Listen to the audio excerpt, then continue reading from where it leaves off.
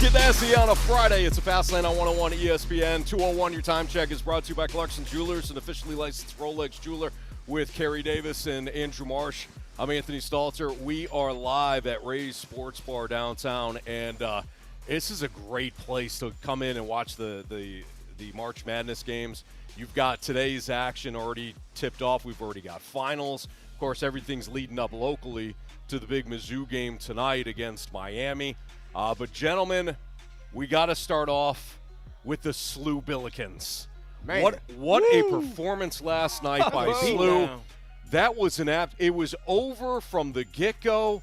Georgia has had a habit of starting slow in NCAA tournament games. They have. And it carried into last night. But I don't want to give Georgia any sort of credit because that was an absolute dismantling of the Bulldogs last night from start to finish. I would even say that if SLU, not that they should have, but if SLU left in their starters, they would have scored 130 last night. They were dominant from start to finish. I mean, at halftime, I forget which Georgia player was saying it, just saying we're not playing well enough, and then they go out and don't play well enough in the second half either. Like, SLU looked really good, and I know we have a conversation later about mid-major teams and some of these guys that, you know, don't want to take them on during the regular season. We see why. Yeah. Right? SLU was I mean, that Georgia finished third last night. It was really bad. I saw a stat that it said SLU scored 66 points in the paint, which was the most points in 20 years in the tournament in the paint. Like that what they were doing from start to finish was in dominant fashion. I got to give my mom, because my mom graduated from SLU Law School. So I called her last night. What are you doing? She's like, I'm watching this. I'm flipping between the SLU and Illinois game. I'm like, I'm watching Illinois. She's like, you know, I graduated from SLU, right? I'm like, oh, my bad. Okay, let me go ahead and turn it on. I turned it on, like, oh my God, they're up by 15. Oh, it just kept going. Yeah. The lead just kept expanding, and I was like in shock. But I probably shouldn't have been. I think, you know, we were so concerned about SLU's effort the last 2-3 weeks of the season and how they performed, and, you know, the A-10 tournament and all of these conversations about who are they? Are they going to actually be able to make some noise in the tournament? And they told Georgia to go fast lane yourself because we don't give a damn about no SEC here. Right. And they took care of business yesterday.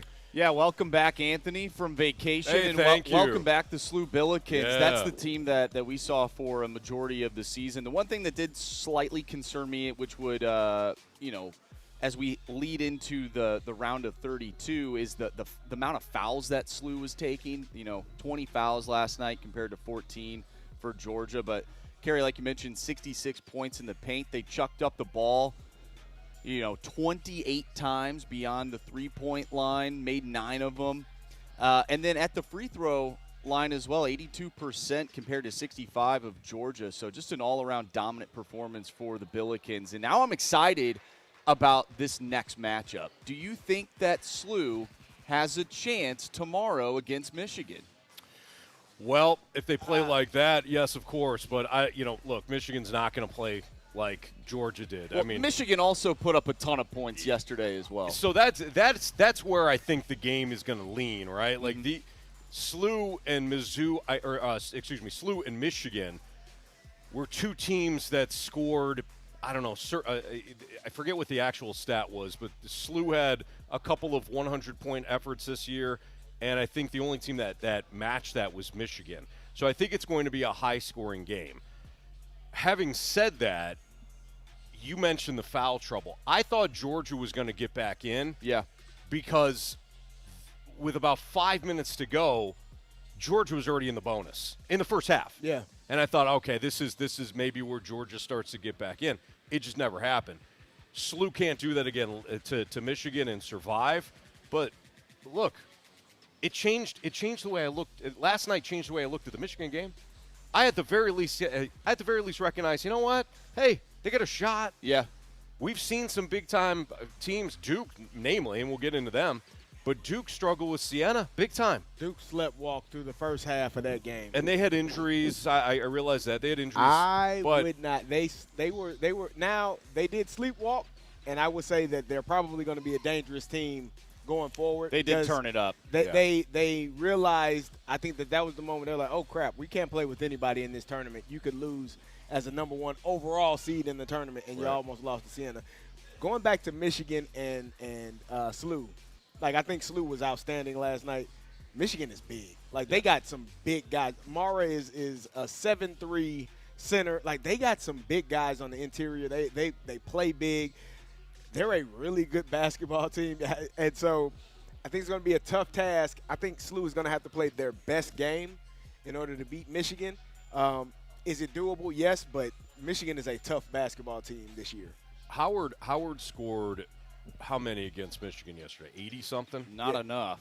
Not enough, certainly. But they still put up 80. So when I look at this matchup, if SLU, there's a couple of times last night where the offense they tried to, there was a couple of times where SLU had a possession when they came down and they just fired up a 3.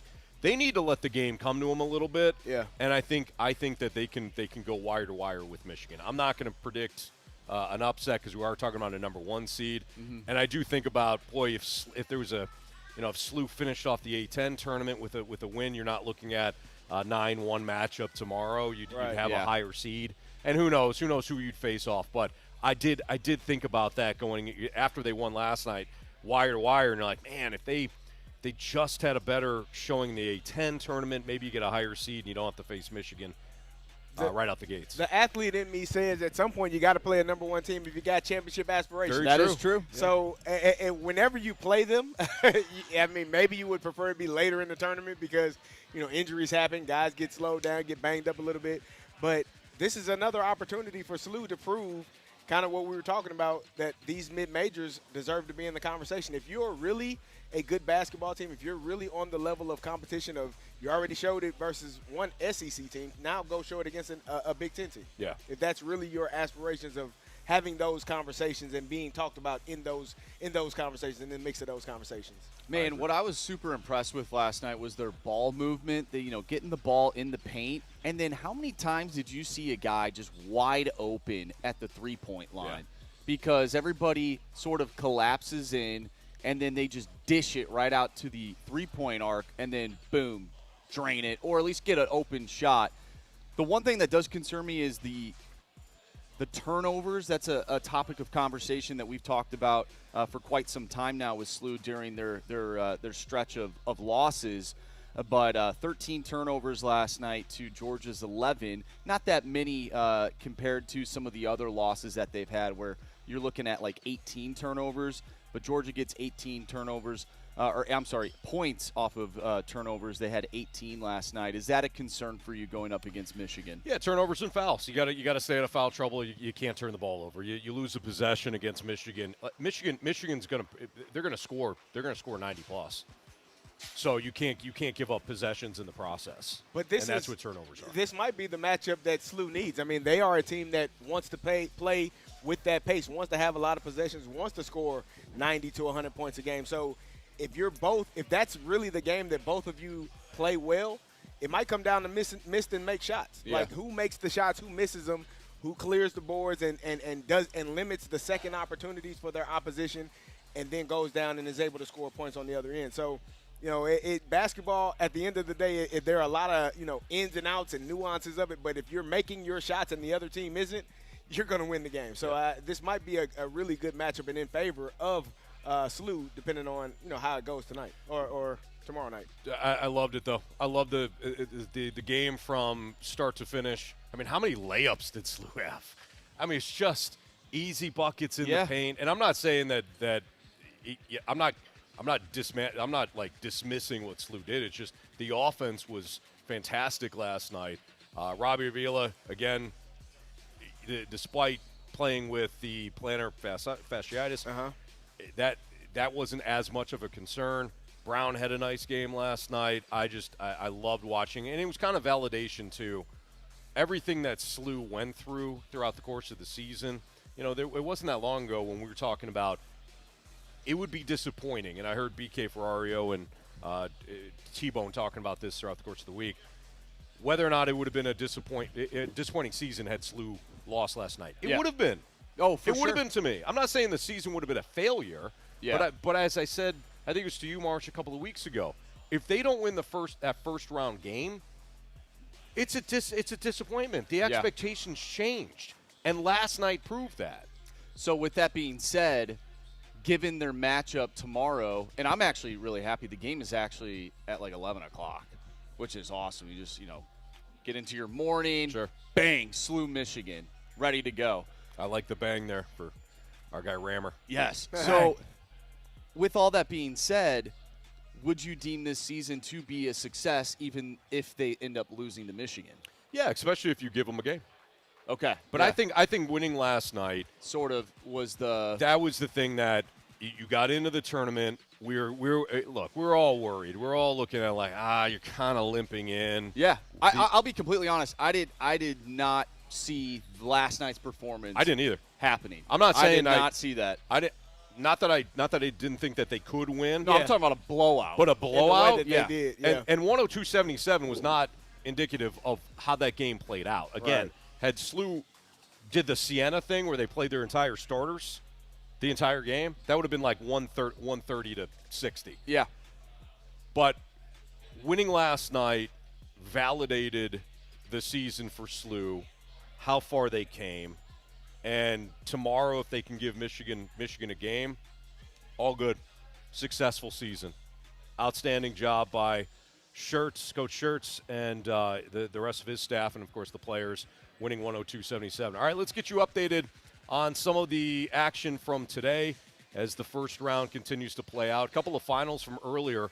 Kentucky hits a three-pointer. Oh, that was a crazy ending. Hits the three-pointer at regulation. He was at, and I was driving, so I only heard the call. Was he at half court? He was at the logo, just past right? half court. Okay, so he was just past half court. He hits the three, sends it in overtime, and Kentucky winds up winning 89-84. Yeah, big day for Zeus, who's a member of our Snake Pit on the YouTube page. I'm sure that he can now take a breath, and we can move on to Sunday for this squad, because that would have been a bad loss. Certainly. Well, that was, Santa Clara came down. So the Kentucky player hit a layup, tied the game. Santa Clara goes down, hits a three with 2.2 seconds left, and then Kentucky goes back and hits the game-tying three to send it in overtime. And I think, Marcia, you mentioned it. That kind of deflated the entire team for Santa Clara. They were at that point. It was like, oh, man, this was is the roller coaster. Yeah, that shot. And there was some conversation. Maybe it was BK and Ferrari talking about it. That shot, you kind of think, well, you probably should have fouled him. Right. Before yeah, he they could were get having the that shot conversation. Up, because you're up by 3. There's 2 seconds left. If you foul him, he's got to go to the free throw line and make the first one, and then he's probably got to miss the second one because there's not enough time left. Right. That's something that's going to stay with that team and that coach for the rest of their lives. Oh, yeah, that coach will not sleep tonight. There's no doubt about it. The only other final from today, Texas Tech hammers Akron 91-71. I know at one point we were going to talk about this, but like all of my double-digit seeded teams that I had advancing all lost. Oh, and got crushed. Yeah. Oh, yeah, we're going to get into it because, Anthony, you're going to love the team that I had in the Final Four. Oh. And they are no longer in the It tournament. didn't- Wisconsin? No. It wasn't great. It's not a wasn't great pick. It was a terrible pick. pick. Terrible And I pick. knew it was going to be a terrible pick. You're not going to know. Trust me. Really? You're going to be shocked. You're gonna be completely shocked. Yeah, you're going to be like, really? All right. Really? Well, You might ask him what he You know what, was- Anthony? I was trying to have fun. yeah. Sorry for that having ain't fun. You're not having fun now. You're not having much fun now. 3 of my other teams are still alive, so So it was for my a team. Final Four. It was a team yesterday. Anthony, this team was not even a top 4 seed. Anthony, Not he had even him a in the top Final 5 Four. seed. Anthony, not even a top 6 seed. He They had were him in a the Final 7 seed. I had them in the Final Four. So that was, let's see, A team that just got, St. Mary's. Yes, sir. Okay. I liked everything that they had. Yeah. Number 1 in free throw percentage. You're on Ken Palm, just loving them. 13 in rebounds, 7th in defense. Okay. And they got smoked. They got worked. big Anthony, time. I chose one of my teams that I thought going into this game could be an upset was Tennessee State over Iowa State. Hey, they're hanging. It's early, but early. It's 5-3. Yeah. But Joshua Jefferson, their second leading scorer, just got helped off of the court. Tennessee State's. No. Iowa State's? Yeah. Oh. That's a development then. So he was unable to put any pressure on his left leg. Looked like. I don't know what that means, but I obviously didn't assume somebody would get hurt for Tennessee State to win, but that's okay. So all the big double-digit underdogs because like Akron, I gave the Max some love. I think I had Akron advancing. doing something. Yeah. Hey, it was a 12-5. I had VCU moving on. Did you? I did. Boy, that was a tough one too. That was tough. All right. So again, we'll update you. Arizona all over Long Island, 68-45. That's just under 10 minutes remaining in the second half. Virginia is in a massive battle right now with Wright State. Virginia up 51-50, but they were down by 5 at halftime.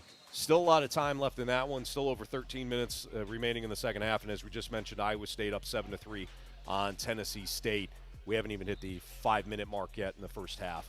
Hofstra and Alabama will tip off in a minute. Utah State, Villanova at 3:10. Miami of Ohio. We're going to talk about the mid-majors a little bit later on. They take on Tennessee. Iowa, Clemson. Northern Iowa, St. John's. UCF, UCLA. Queens versus Purdue.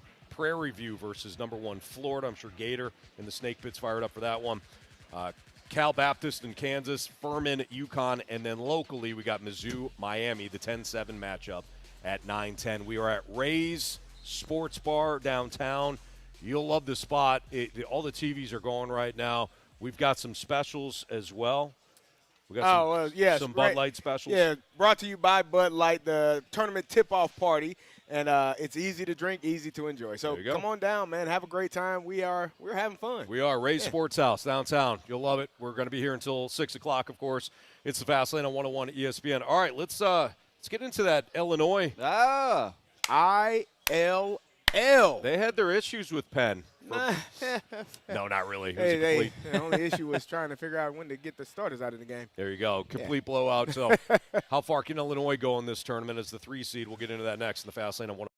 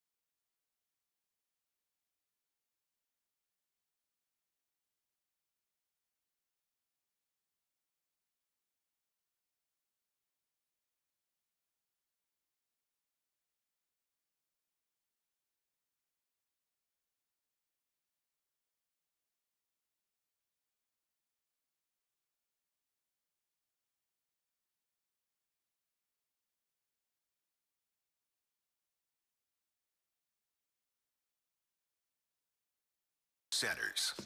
Broadcasting live from Ray's Sports House for the first round of the NCAA men's basketball tournament. This is the Fast Lane on 101 ESPN. Refreshed by Bud Light. Easy to drink, easy to enjoy.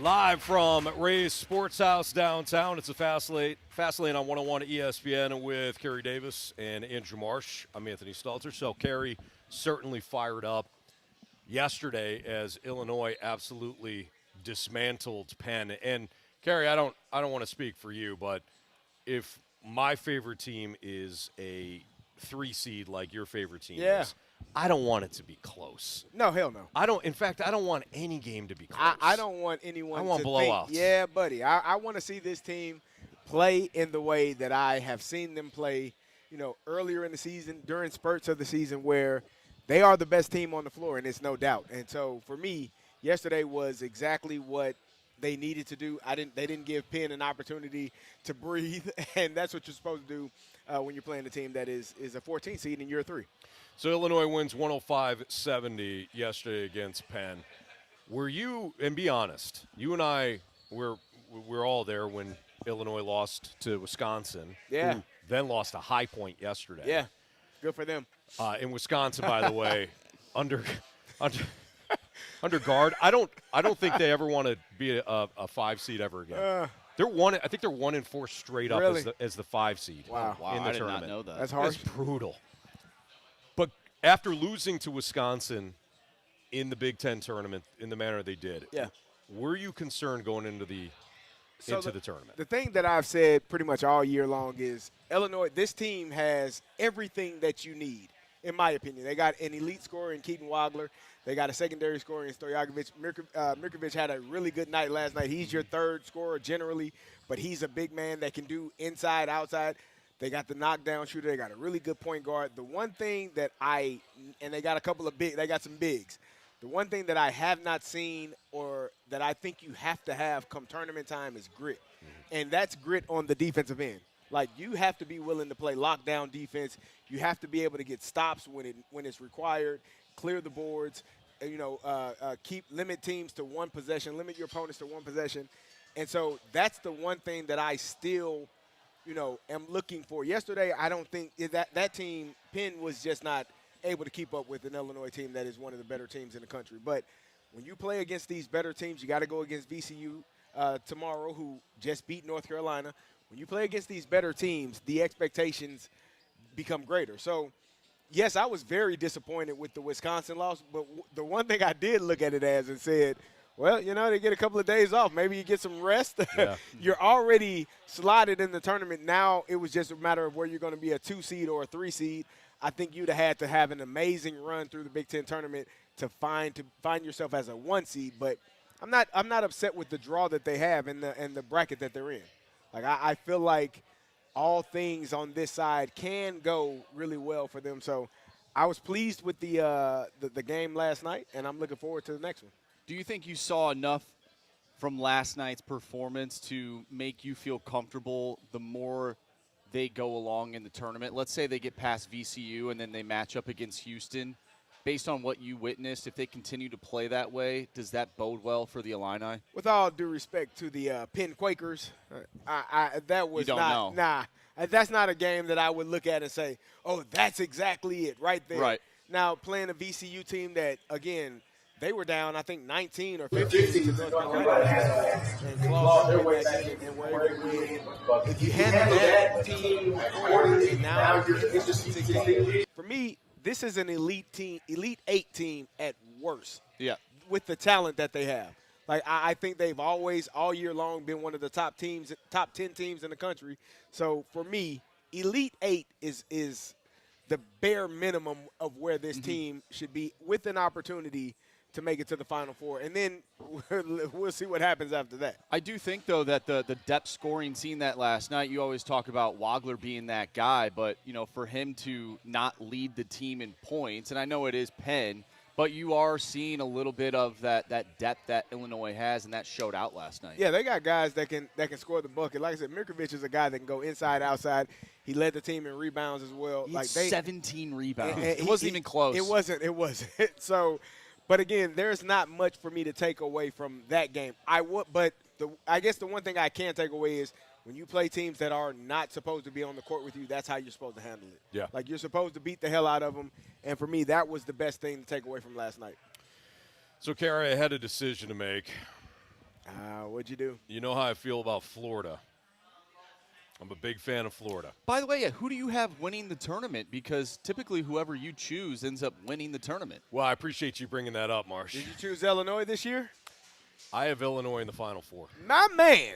All right. And I'm sorry to Gator because Gator and I had Hey, don't apologize to him. well, hey, They just won. He'll be all right. they won last year. There you go. That was my team last year. Yeah. I had UConn in the Yeah. 2 previous years. So mean, I was this is a- looking this at is it. a big deal, It's by a the big way. deal. And I think you guys are going to be disappointed in me. I almost kind of Who are don't you- want to know right now. who Like, is- maybe who we is- make everybody wait till Okay, 6 o'clock. I want to know who your Final Four is now. Now I'm intrigued. You got Illinois? I got Illinois, Okay. Good pick. Iowa State. Oh, wow. Okay. I don't. Was it Duke? I have Duke, and then Yeah, either you're thinking of Arizona's bracket? Arizona. Yeah, Arizona, Purdue, Arkansas is up there. And Gonzaga was the 3rd seed. I don't have Gonzaga. I think I have Arizona, but I have Duke winning it all. Oh, okay. That's who I have winning it all. Shameful. I know. How many brackets did you do? 3. Yeah, my man. I had them. I had them all. He's a winning, though. sicko. How many I'm you a have? one bracket guy. Oh no, you gotta. He's a fill out sicko. multiple.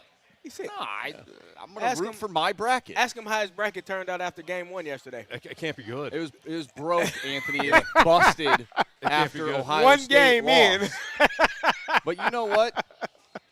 That's okay because I get to enjoy basketball for a couple of weeks, Anthony. You certainly do. And it Marsh. doesn't matter how my bracket turns out.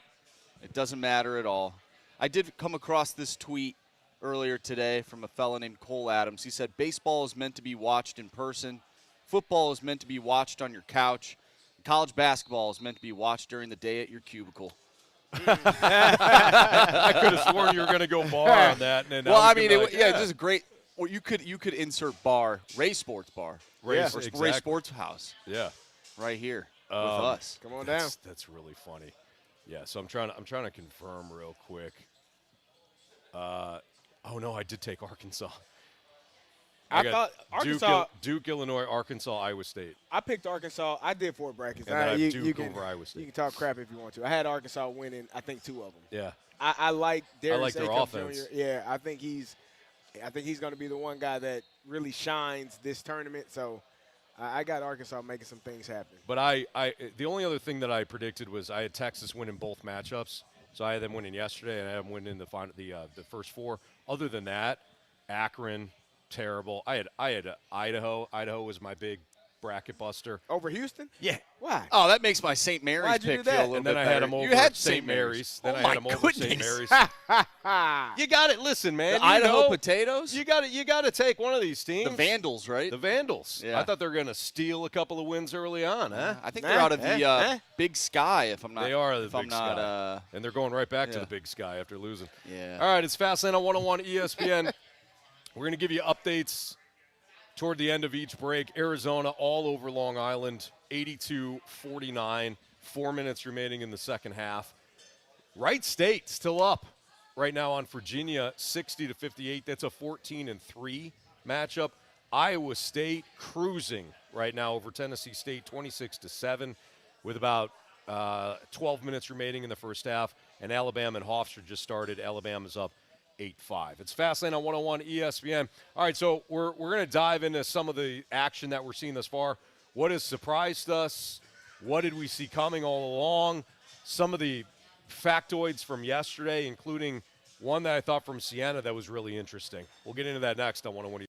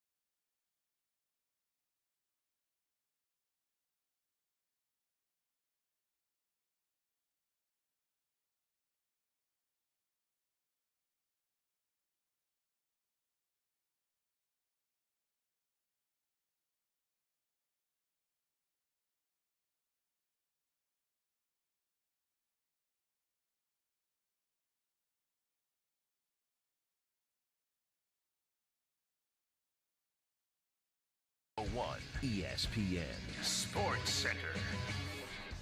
Marching toward MU Miami tip-off. Good afternoon. I'm Bradford Bruns with your Sports Center update, powered by Saliga Heating and Cooling. Roughly 7 hours from now, Tigers Hurricanes will close out round one of the NCAA tournament. Early Midwest region action, though, has already enraptured Enterprise Center. Number 7 seed Kentucky needing overtime to subdue Santa Clara 89-84. Right now, Iowa State pacing Tennessee State downtown 37. Westwise, Arizona walloping Long Island University 82-49. Virginia edging Wright State 63-61. Cardinals spring training, STL had been shutting out Bo Bichette's Mets, currently 4-3 in favor of the Redbirds. Opening day starter Matthew Liberatore twirled 5 perfect innings. This SportsCenter update was presented by Saliga Heating and Cooling, a Daikin heating and air conditioning dealer. The Fast Lane is broadcasting live from Ray's Sports House for our tournament tip-off party. Refreshed by Bud Light. Easy to drink, easy to enjoy.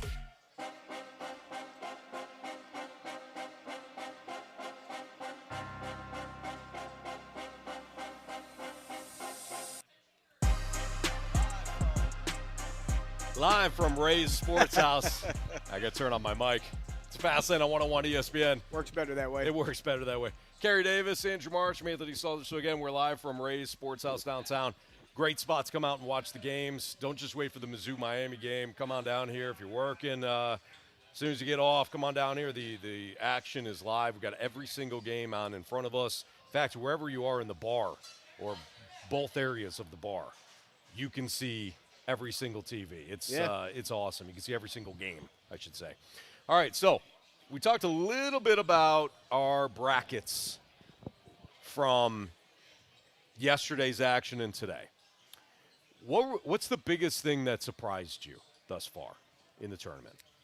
Well, Siena playing as well as they did against Duke, that's probably the number one. I mean, they were up by, I think, 13 points at one point.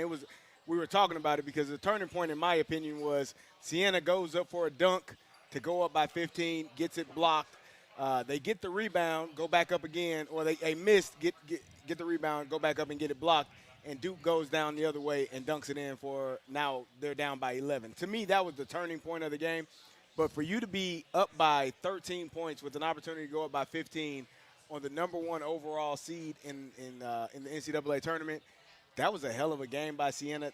I think they ran out of gas. You talked about it earlier, playing their starters the entire game. Almost the entire game. I think they did play the whole game. I think they had one substitution at the end, and that was it? To go 40 minutes with 5 guys. That's remarkable. Yeah. Against the overall number one seed. They were they had five players almost took them down. It's crazy, too. If you make maybe 1 or 2 buckets within that 6 minutes of time where they didn't even score at all, perhaps they win that game. Perhaps. And Carey and I, when we were watching it yesterday, there was that moment in the second half where Siena, I think they had like 3 opportunities, give or take, to score a bucket, just rebound after rebound, miss after miss. And then Duke ended up going down the floor and scoring, and we looked at each other and we were like, that might be the turning point of this game. Yep. It just felt as if they could not find a bucket to save their life. Well, Boozer had a big game. They got to get some of these guys healthy. I don't know what the prognosis is moving forward, but Duke is banged up too. But even for them to have their injuries, Duke should not be in a game with Siena. And like you guys mentioned, Siena could have won the game outright. The other, I don't know if it was a shock, certainly, but it was a surprise, was High Point taking down Wisconsin. Yeah. Wisconsin, of course, beat Illinois.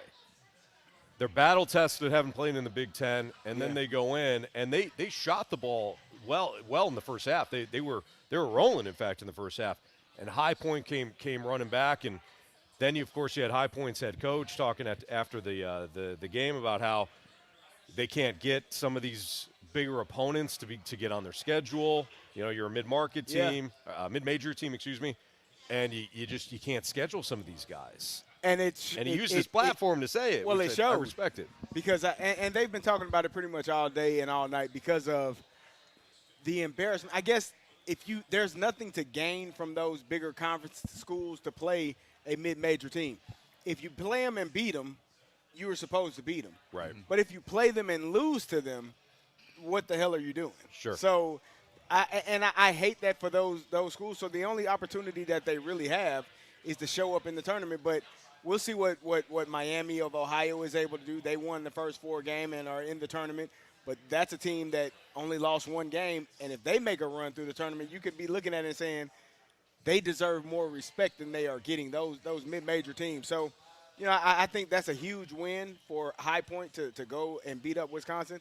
And we'll see if any – and I mean, VCU as well. And I also slew last night. Like, those are good wins for those smaller schools to play bigger teams. Do you truly believe that some of these mid-major teams belong in the same conversation, or does this tournament, the way that it is set up, bode well because it's basically a one-off? You survive in advance. Mm-hmm. I think it bodes well for the mid-majors. I think if you were SLU and you went to Georgia, that might be a different contest. Like if SLU was in the VCU, SEC. Well, I'm saying if SLU as they are constructed now they played a neutral site game. Right. But if you're going to Georgia to play that game, that's probably different. If you're VCU going into Chapel Hill to play that game, it's probably different. So it might be set up better for them to shock one of those bigger programs because it's a neutral site. The level of respect is probably lower coming into the tournament first round, and you can probably sneak up on somebody. So I think it does work well for them, but I'm sure those mid-major teams would love to go into Chapel Hill and have an opportunity, and that way they're not an 11 seed or they're not, a lower seed having to prove their way. They can be a higher seed and get an easier path to the Final Four. Yeah, Marsh, it's a good point. It's a really good question that you made. I think it's a little of both. Like, I don't know if High Point can go into Wisconsin and win a game at Kohl Center. But in the manner in which SLU beat Georgia, I look at that and like SLU could beat Georgia anywhere. Yeah, that's an SEC school, right? And they absolutely dismantled them. We'll see how, as Carey noted, Miami of Ohio does against Tennessee later on today. Because Akron, another mid-major who was second in the MAC, didn't look like they belonged on the same court as Texas Tech with about 10 minutes remaining in the game. Yeah, that's what I find so fascinating because, and we'll just stick with SLU, SLU loses to Dayton. They end up losing to, who was it, George Washington. Like, teams that, if we're being honest, I don't know SLU should lose to those teams. Sure. I know Dayton is a solid team. They're in the NIT tournament. But, Anthony chose them the other day. He did with Bet the I Board. Had to look it up. And they actually did well. Who did I choose? Dayton -1.5. Oh, yeah, they rolled. Yeah, they rolled. Yeah, solid basketball team. I think it's the last time I won. I think people see SLU's schedule and they're like, well, I mean, they lost to a couple teams and they're not even in the tournament. Sure. Like they can't hang with these bigger conference teams. Marsh, I wonder too though if like this year's team absolutely. I wonder how it changes if they are in a conference though, like a bigger conference. If they're in a bigger conference, like is this a one-off or are they a program that can attract, more players if you're playing in the SEC, right? You're attracting bigger recruits, and I wonder if that shifts the conversation a little bit. You know what I mean? For sure. But overall, I thought it was an outstanding first day for Siena to match with Duke. Honestly, the only bad part of yesterday was the night games. Yeah. They were all blowouts. Yeah. Houston destroyed Idaho. SLU, as we've been talking about, destroyed Georgia. And Illinois. Well, the VCU game went to overtime, VCU and UNC. And, of course, VCU, another team that is right there with SLU. Yeah. That was a good one. But I'm talking about like the late game. Like the 9 game. o'clock start. Yes. Kennesaw State and Gonzaga was fairly competitive. Otherwise, the late games are terrible.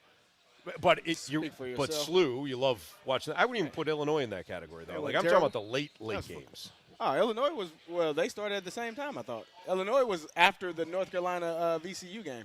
Well, that was still terrible. It was a blowout. Yeah. No. Great for Illinois. Yes. Great for SLU. ILL, man. What are you talking about? But from a college Anthony, basketball I loved it. standpoint. Okay, Yeah. all right. What do you mean? The Idaho potatoes didn't do well. They didn't do last well night. at all. They didn't show up. The hell are you talking about, Anthony? I loved it. Every minute of it. At one point, I saw that Idaho was only down by 2, and I thought, that's my Idaho potatoes. Okay, hey, real quick here? What is worse? Anthony having the Idaho Vandals in the the Sweet 16? Yeah. Or was That's it the bad. Elite 8? Did you have them in the Elite 8? Sweet 16. Okay, having the Idaho potatoes in the Sweet 16 or me having St. Mary's in the Final Four? St. Mary's in the Final Four. Okay, that's I got to fair. go You can Saints win. fan. You Yeah. can win. That's Like fair. 2 games is doable. 4 games. What? It's We've not. seen teams like that make it to the Final Four before. Nah. All right, so let me provide you a little back. Do you understand why I picked them? No, you to, don't. to go Final Four? No. No. Okay. I mean, to get I- past I Texas would- A&M, sure. This is what I was thinking. I had them. I had them going down out of the potatoes. So I had them in my bracket, and I'm like, I was looking at them like, okay, I could see them winning this game. And then the next game came, I'm like, I can see them winning this game. And then the next game came. Next thing I know, I'm in the Final Four. I go, oh, my gosh. How did I get here? I'm like, they can't go that far, though. So here's why I took Idaho. Because I was reading the trends and, like the factoids and things like that. And over the last, 5 years or something like that, there's been four or five double-digit seeds that have gotten to the Sweet 16, right? Like it happens every year. So I had to pick one. And over the last I think the last 2 years, a 15 has beaten a 2. Yeah. So I was looking at all the 15-2 matchups. That's why I picked Iowa State to lose. Okay. That's not working out really well. No. Well, don't worry, And it Anthony. didn't work out for my potatoes. Purdue still plays tonight. If Purdue Well, does play okay. tonight. You And gotta. they're taking on Queens at Yeah. 6:35. I couldn't do it because I couldn't do it to my UConn Huskies. But UConn's another team that has come up lame a couple of times this UConn year. will probably make it. They'll make it to the Sweet 16 and probably lose to Michigan State. They seem like that's why I picked Houston. They seem like they are not the same Calvin Sampson team, in my opinion, even though they're a 2 seed that we've seen of late, where they're like suffocating opponents. It turns out they suffocated the potatoes last night. All right, it's a Fast Lane on 101 ESPN. We're going to get into the Cardinals rotation coming up next. Again, we're at Ray's Sports House. If you want to come down, say hello. We'd love to see you. Got all the college basketball games on. This Virginia Wright State game, by the way, 71-70, Virginia up with 3.5 minutes left. Could be an upset brewing. This one's going to be a fantastic finish. A couple of the other games, though, blowouts. And how about this? Hofstra up 28-18 on Alabama. Oh, That is a 13-4 matchup. roll damn tide. A lot of game left in that one, though. But, again, we're going to get into the Cardinals rotation next on 101 ESPN.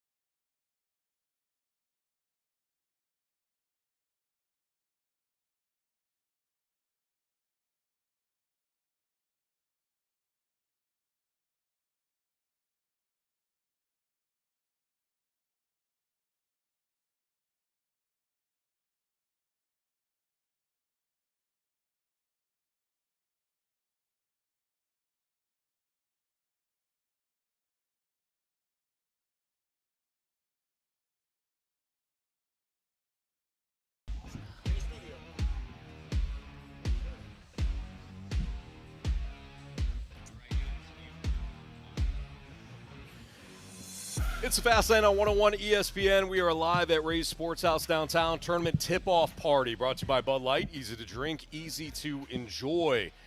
Virginia is now taking a 5-point lead over Wright State with about 2 minutes remaining. Wright State has given Virginia all it can handle, but it looks like the 14 seed is going to come up a little short. But again, it's still 2 minutes left. Alabama's getting smacked around right now by Hofstra. Alabama down by 7 in the 13-4 matchup, and Iowa State is cruising right now over Tennessee State, 44-19.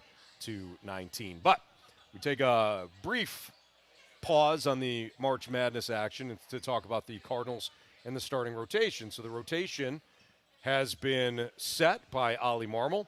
No surprise at the top, it's going to be Matthew Liberatore, but the true surprise comes perhaps with the number 2 pitcher, and that's going to be Michael McGreevy. So this all comes from Derek Gould of STLtoday.com, who posted the rotation on Twitter. Matthew Liberatore will face Tampa in the opener.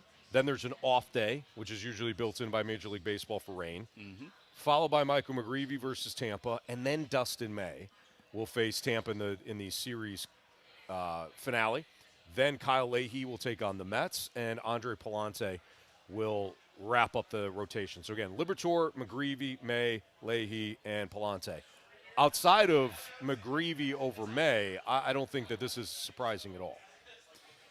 No, I mean, at least for me, I thought maybe Kyle Leahy, because he hadn't been a starter, full time for the Cardinals. I thought maybe he would just be the five guy. So just kind of, yeah, like, hey, we're gonna ease you in there and whatnot. But I mean, he's been awesome in spring training. Honestly, all these guys have. Yeah. They've been pitching really, really good. Matthew Liberatore today was unbelievable. It gets me that much more hyped up for what this rotation could be. And we talked yesterday. There's an article in The Athletic, and 0 Cardinals in this article, top 50 pitchers, going all these tiers. I'm not going to get into all the details, but no aces, Anthony. No aces, of course. Not even a number 4, number 5, according to this article. But so they don't have anything? They didn't have anything, Anthony. Well, they don't have any aces in they put Sonny Gray as an ace, but he was considered a 4 or a 5. Yeah. Oh, in this article. got it. So it's all different tiers, Anthony. Yeah, different tiers for the same aces in Major League Baseball. Okay. Not the tiers that the Badger fans had yesterday. Yeah, tiers, right. Different tiers. Yeah. Different tiers. Different tiers. So, different spelling. What do you make of this? Do you think this is just like something where the days lined up, where Dustin May pitched, a couple days ago, and now he's slotted in as the 3rd guy, or is there something to this, in your opinion? The only thing I can think of is Ollie Marmol wants to reward a guy in Michael McGreevy who has been here. He's been in the rotation, he cracked the rotation last year, and this is a nice reward for all the work he did over the winter. Because every single time you get if you're a player, you get a plan to go home with. Here's your winter workup. Show up at spring training ready to go. And I wonder if this is a reward for McGreevy. Outside of that, you have an off day built in, so I'm not sure the timing of it makes sense to have Dustin May at 3 as opposed to at number 2. But I don't think it's necessarily a performance thing. It's probably just a hat tip to Michael McGreevy saying, hey, look, we appreciate all the hard work from a year ago and over the winter, and you're ready to go. Yeah, I don't know if it's set in stone that this is the order, or, that Liberatore is necessarily the ace because he's starting opening day. I think it's going to play out. Like I was telling these guys the other day when we found out that Liberatore was the starter, was the ace, or was the starter for opening day. If we're fortunate enough to make it to the playoffs and Dustin May is the best pitcher, he's starting game 1. Yeah. Right. So I think that's when you define who your ace of your staff is, who you throw out there game 1 of a playoff series. Not so much game 1 of opening day, in my opinion. I do agree. I think it's, Liberatore's been here. He's earned the right, and he's going against his former team, so he's going to get that day. I don't know why Dustin May would be number 2. Maybe it has.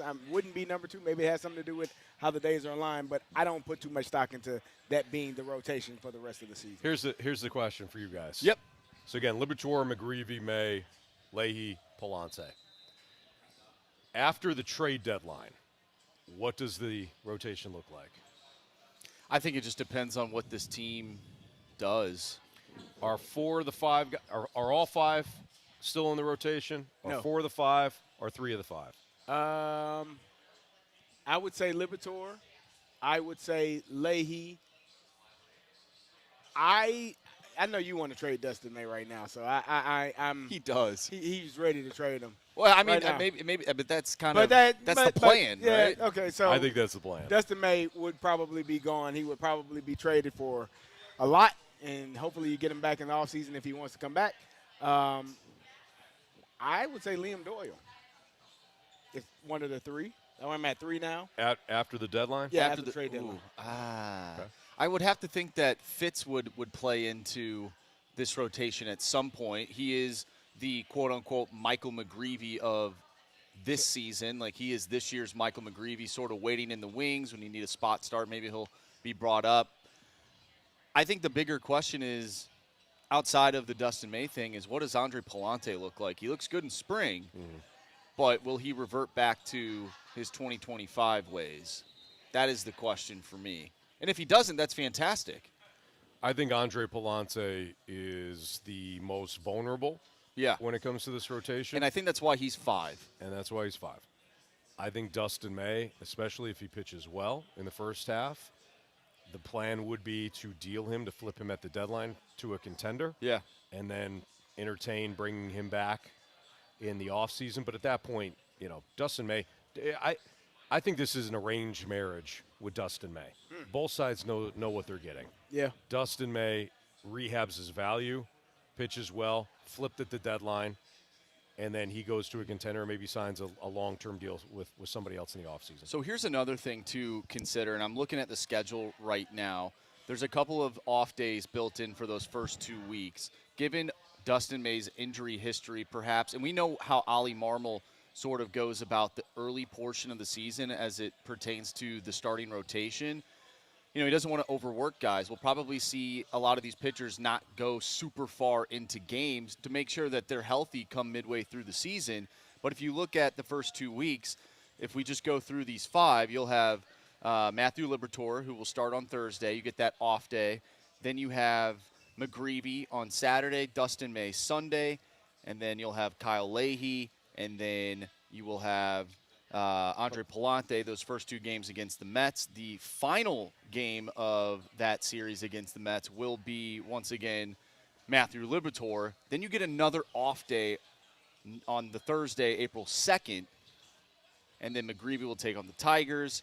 And then that Saturday, Dustin May will ultimately end up pitching again. So he'll have a few more days to sort of rest and make sure that they're not giving him too much work within that first 2 weeks. Sure. That's one thing that comes to my mind. All right, it's Fastlane on 101 ESPN. We're live from Ray's Sports House downtown. Come watch the games. By the way, Wright State did collapse there in the last couple of minutes. They gave Virginia all they could handle, but they lose 82-73. So the finals from today, Virginia 82-73 over Wright State, as I just mentioned. Arizona 92-58 over Long Island. Texas Tech hammers Akron 91-71. And the best game of the day, in fact, the only one that's really competitive thus far, Kentucky beats Santa Clara 89-84. That was in overtime after Kentucky hit a three-pointer from the logo to end regulation and send it in OT, and then they won it in overtime. Right now, Iowa State all over Tennessee State, 53-26. That one's nearly at the half. And Alabama is starting to chip away at Hofstra's lead. Hofstra's now they're now up 32-28. Hofstra at one point, though, was up by 10 in the first half. We got about just under 3 minutes remaining in the first half of that one, and those are the only games right now that are currently in action. All right, Mizzou and Miami. We'll get into that matchup next. Can Mizzou do what Illinois and SLU did from a local standpoint and at the very least, make it a sweep for the local teams in the first round. We'll talk about it next on 101 ESPN.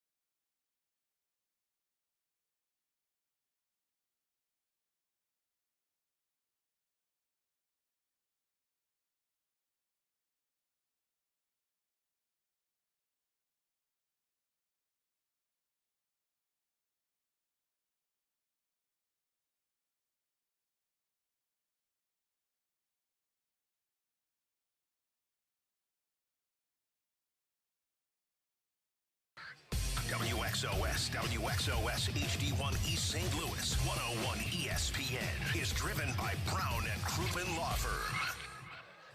The Fast Lane is broadcasting live from Ray's Sports House for our tournament tip-off party. Refreshed by Bud Light. Easy to drink, easy to enjoy.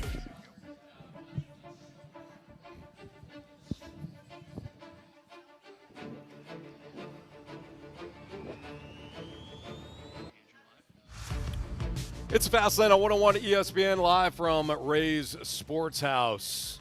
Carey Davis, Andrew Marsh, Anthony Stalter. So we've been talking about, of course, SLU's big win last night over Georgia, complete dismantling. Illinois, zero problems with Penn. How do you guys view the Mizzou-Miami matchup tonight, though? Can Mizzou put a topper, the cherry on top for the local teams in the first round? I was laughing with BK. I said, are you all going to go 3 for 3? Because Mizzou obviously, Illinois played extremely well. SLU played extremely well. And now it's your opportunity tonight, Mizzou. And we talked about those mid-major teams going into other environments and the difference of playing, a game where it's a neutral site. Mizzou is playing in a not-so-neutral site. This is really a home game for them. You're essentially in your backyard. This is a stadium and an arena that you've already played in this year. You play in it every single year. You got throttled earlier this year, and I think a lot of Mizzou Tigers, the fans and the players and the coaching staff feel like that was really the turning point for their season when they got beat by Illinois by 40-plus points.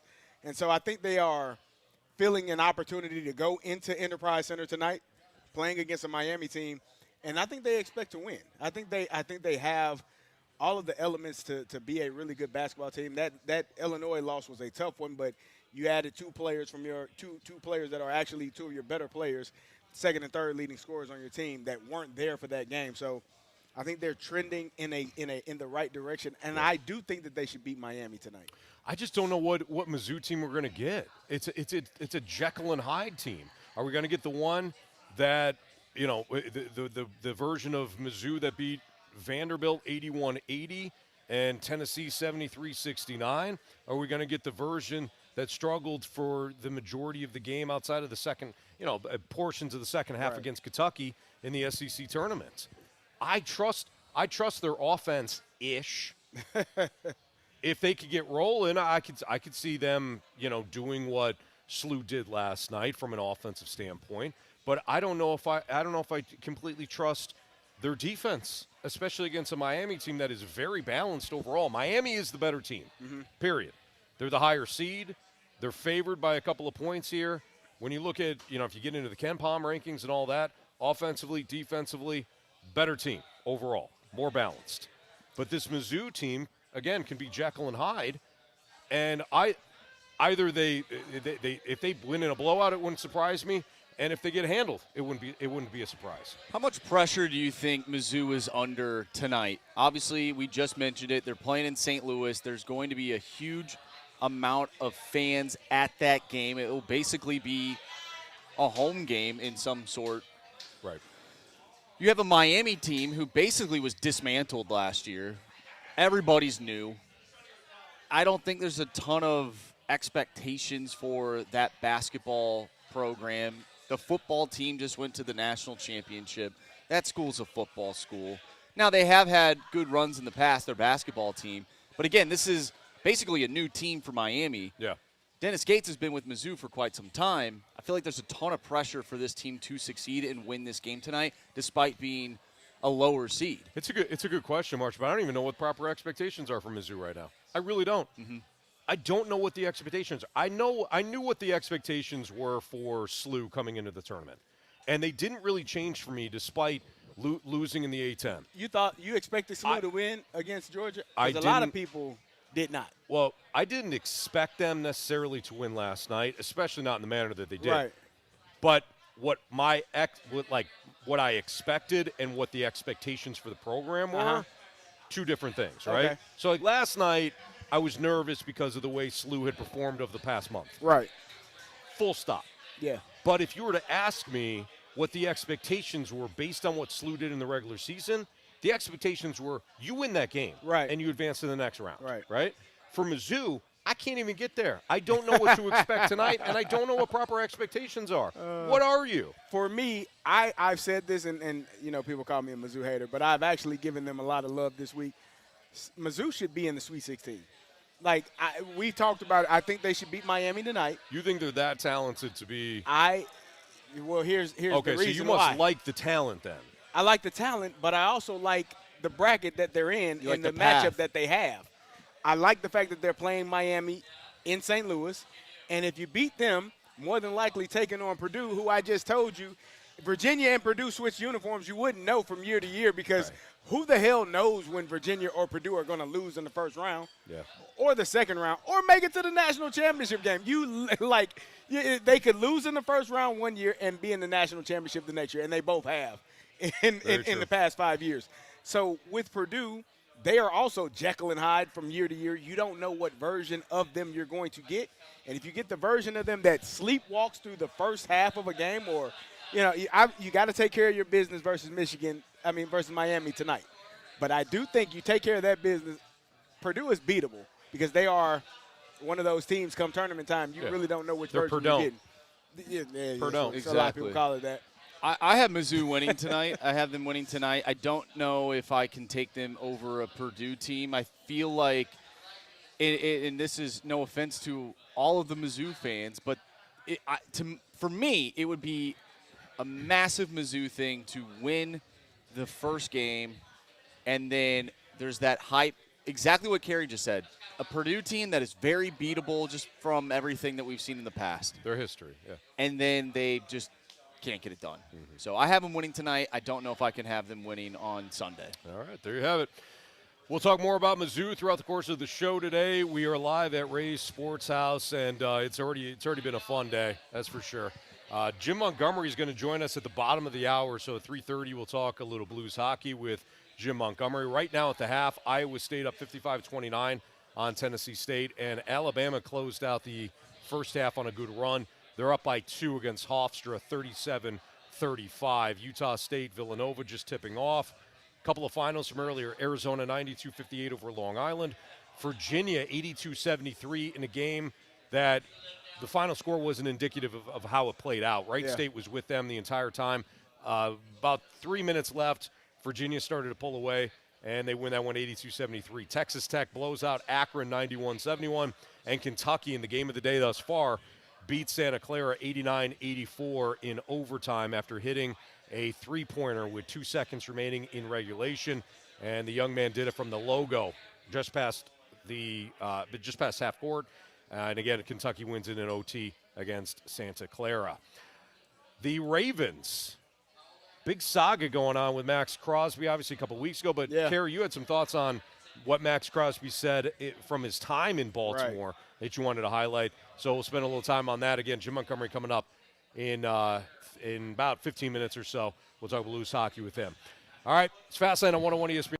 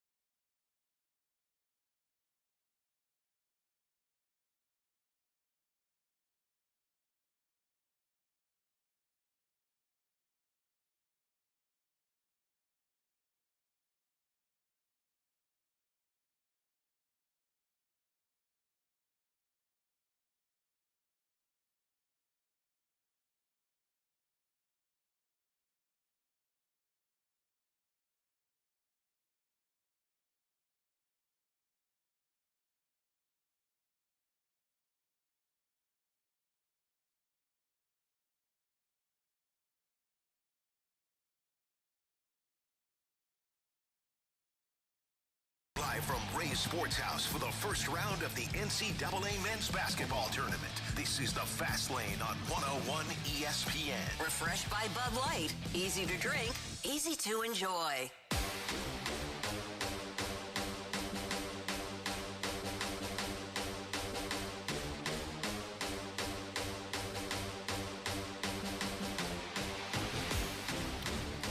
All right, so we got a bit of an audible here, a little Omaha for you. We're going to do Bet the Board because we want to make sure that we're on time for Jim Montgomery, who's going to join us at 3:30. So we're running off clock a little bit today. But, hey, good time to do it, right? It's a Friday, beautiful weather out. We're at Ray's Sports House. Come out, watch the games. A couple of people already stopped by, say hello to us. So we appreciate everybody listening in. And, again, if you want to join us, we're going to be down here until 6 o'clock. It's the tournament tip-off party at Ray's Sports House, brought to you by Bud Light. Easy to drink, easy to enjoy. So, Marsh, I've been out of pocket here. How have we been doing in Bet the Board? All right, so you're actually in the lead. Oh, so good. you come back, Nice. You're in the lead. You have 9 points. Jamie and myself have 8 points, and Carey has 3. Yeah, I stink. You had the victory last month, and Yeah, not great. not great. That's right. You're going to bounce Well, we back. at the end of the month, guys. You all want to use your Did parlays? you did your parlay, right? What are you talking about? You What do you used mean? that? Huh? Didn't Carey use his parlay? He did, yeah. He You're did. thinking. You're hearing things, Anthony. I think I did. I think I heard you use your parlay. All right. I'm going to go college basketball. I love this play. Probably means it's not great. I got Iowa on the money line. They're playing Clemson in that 9-8 matchup at 5:50 today. Oh. They're minus 122 on the money line. So give me Iowa on the money line against Clemson. I think Iowa is overall the better team. I think Clemson comes in here defensively, they're okay, but offensively, I don't trust them. So I love that play. I love Iowa money line tonight. I'm going to take Mizzou at plus 2.5 tonight on the alt spread at minus 150. So I have it right at the threshold. Mizzou, I actually think, well, I said it last segment, I think Mizzou wins this game, but I'm going to take the points just in case. I don't blame you. Well, Jamie he wanted to take Nebraska women. Well, didn't he text in? Did he want he- Tennessee State on the Tennessee money State. line? Oh, yeah, he did. He did say that. I'm sorry. I'm sorry. I yeah, just you looked saw at it. Tennessee Yeah. State on the money line is what he Yeah, said. Tennessee State. And that's a He's live live. play. That's He's a live play. And Yeah. that's if they come back, man. That's a lot of money, what a, man. Yeah, they're down 55-29 right That's a now. lot of What a money. move that would be. Yeah. That's a good so pick by him. Jamie flexing a little bit here. Yeah, he's got a with lead. Tennessee State on the money line. He's got a lead. You can do that when you're winning, Anthony. Yeah, I mean? very true. Give me the Denver Nuggets at minus 6.5. I just barely missed 5.5, but minus 6.5 versus the Toronto Raptors tonight.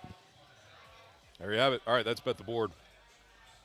So over the next couple of minutes, we'll update you on the action. Really, the game of the day today was Kentucky and Santa Clara. Yeah. And Carey, you had mentioned this before. You coached at the high school level. I'm only coaching youth sports right now. Yeah. But I even texted you after one loss, and I'm like, I can't sleep. Can't sleep. I made a mistake. Yeah, I man. cost these kids an opportunity. Yeah. So I say that to say this: the Santa Clara coach is going to be. He's going to have a sleepless night.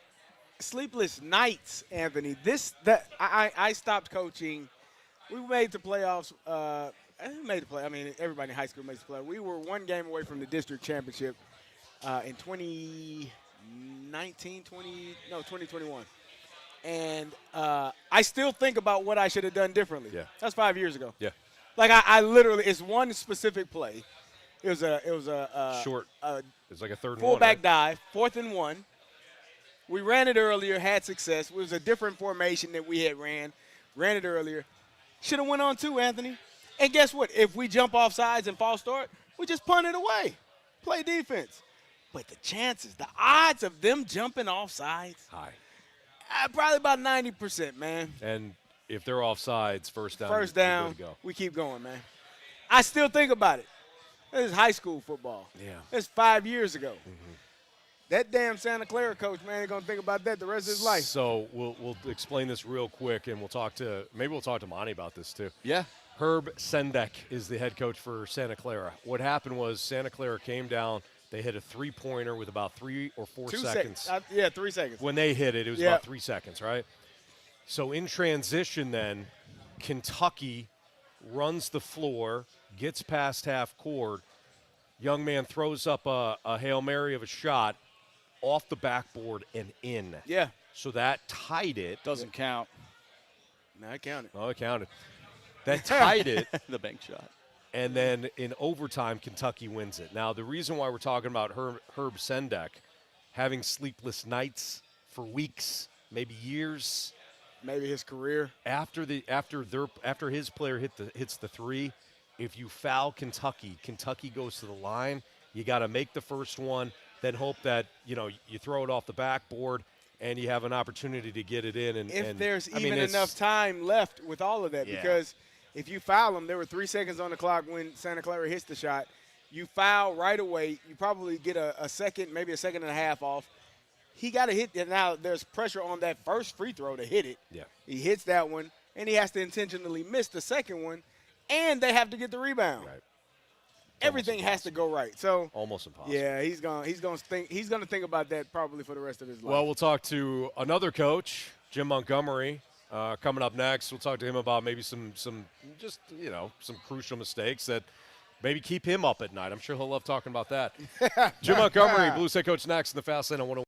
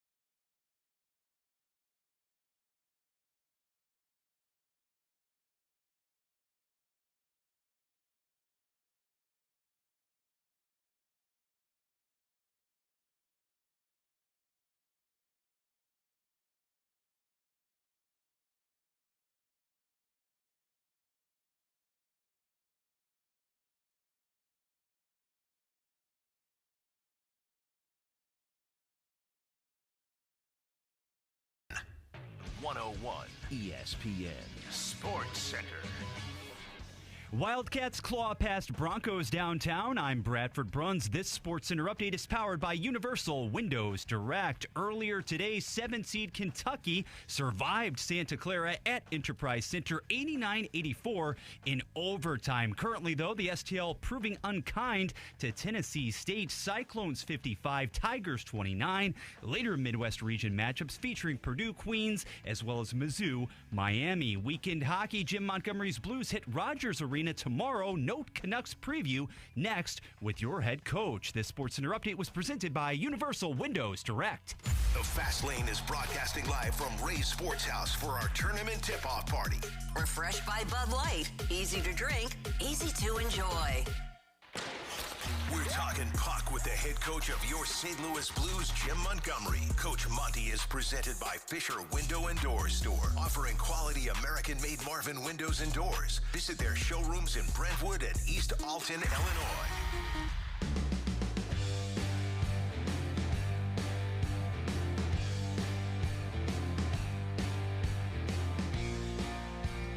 It's a Fast Lane on 101 ESPN with Carey Davis and Andrew Marsh. I'm Anthony Stalter live from Ray's Sports House downtown. Checking out all the college basketball action. Hopefully you stop in, say hello, grab something to eat, have a Bud Light, and enjoy all the action. We're going to head to the Collier and Thompson phone line right now. We're joined by the head coach of your St. Louis Blues, Jim Montgomery, who joins us as the Blues continue the road trip. What's up, Monty? Nothing. Jealous a little bit of you guys on the fact that you guys get to enjoy the magic of the Final Four frenzy here, and Mizzou going to beat Miami tonight for us. And then here in Vancouver, we're at one of the best hotels. This Pack Room Hotel here has one of the best lobby bars in the NHL. And when our boy, Jamie Rivers, walks in, you would think it's like Cheers because everyone yells, Rivs! The mayor of Vancouver. So I was going to mention this, Coach. Do you have an opportunity? You're always coaching, but do you have an opportunity to check out the NCAA tournament? Yeah, I've always been a huge fan. I remember young growing up. Remember like Thursday and Friday nights? Oh, it's awesome. Never televised, and I'd be staying up because it would be March break and watching 1:30 tip-off of the Wyoming Cowboys. So I Coach, you always bring interesting perspective on this. I'm sure you didn't get a chance to see it, but earlier today, Kentucky won in overtime over Santa Clara, and there was a moment right before regulation ended where Santa Clara hits a three-pointer with 2 seconds left, and they go up by 3. Kentucky goes back down the court. They get just past half court, and the young man for Kentucky fires up a three-pointer to tie it. Had Santa Clara fouled him, though, it likely would have been a win for Santa Clara. And Carey, who coached at the high school level, he was talking about how there's just certain games that stick with you forever because you can't get past maybe a moment that you missed as a coach. How tough is that when you're a head coach and you've got this entire game in front of you and it comes down to maybe a couple of seconds? Yeah, it's really hard, I do believe all those kind of situations, they make you better in the end, either as a coach or as a program. But, when you have the opportunity to upset Kentucky Wildcats in the first round and you're a small program, Division I program like Santa Clara, those opportunities don't happen every year. Coach, I was watching the game the other night, and you and your staff are on it, man. You guys challenged 3 goals, got all 3 of those calls right. Have you ever been a part of a situation where you got 3 calls in a game that went your way in that fashion? No, I think it's only the second time in NHL history that it's happened. And full credit goes to our 2 video coaches, led by Elliot Mondu and Ryan Stacy. There was a couple. We thought the first 2 were fairly obvious, and I know the third one was tight, and that's a great call by them, doing their expertise in the background. But it was funny because when that goal went in, and we knew it pretty quick, I looked at the ref. He's standing there, and I waved him back over, and he's like, "Are you kidding me?" Do they get bothered by that? Because that's essentially them missing the call and you and your staff getting it correct. Yeah, no, they don't get bothered. The referees in the NHL, and the linesmen, they get it 99% right. They're really good. And we always talk to the linesmen to let if it's close, the offsides, let it go. Because if those calls were called and they were onside, now Calgary, in the game of hockey, we want more offense. And then goals get discounted, instead of waiting to see, what the actual right call is with the expertise of the trackers. Coach, it seemed like that game the other night was pretty chippy. What did you see from your team in terms of stepping up for each other and after the whistles and whatnot? How much do you love seeing that? Yeah, you love seeing the boys stick together. I thought Calgary came out and they pushed hard, and then after the first period, I thought we started to respond the right way. And you want your team to rally around each other. It's something that we want to have a pack of wolves mentality more. Coach Jim Montgomery joining us right now on the Fast Lane on 101 ESPN. Coach, when you look at how you guys have performed post-Olympics compared to, obviously when you guys were struggling beforehand, what do you think is the number one difference between how you guys are performing now compared to when you guys were going into the Olympic breaks? Yeah, I think the number one thing is our D-core, led by Proehl and Broberg. They have really picked up their skating and how active they are defensively and offensively. I think our D-core has allowed us to spend less time in our own end and more grade A opportunities we're getting at the offensive end because of their skating and joining the play. Coach, you all scored one goal against the Flames. Dylan Holloway scored that goal, but the assist came from Robert Thomas and Snuggerud. Are you at all surprised with how well that line is playing? Was that something you saw potentially happen, or are you at all shocked by how well they're playing together?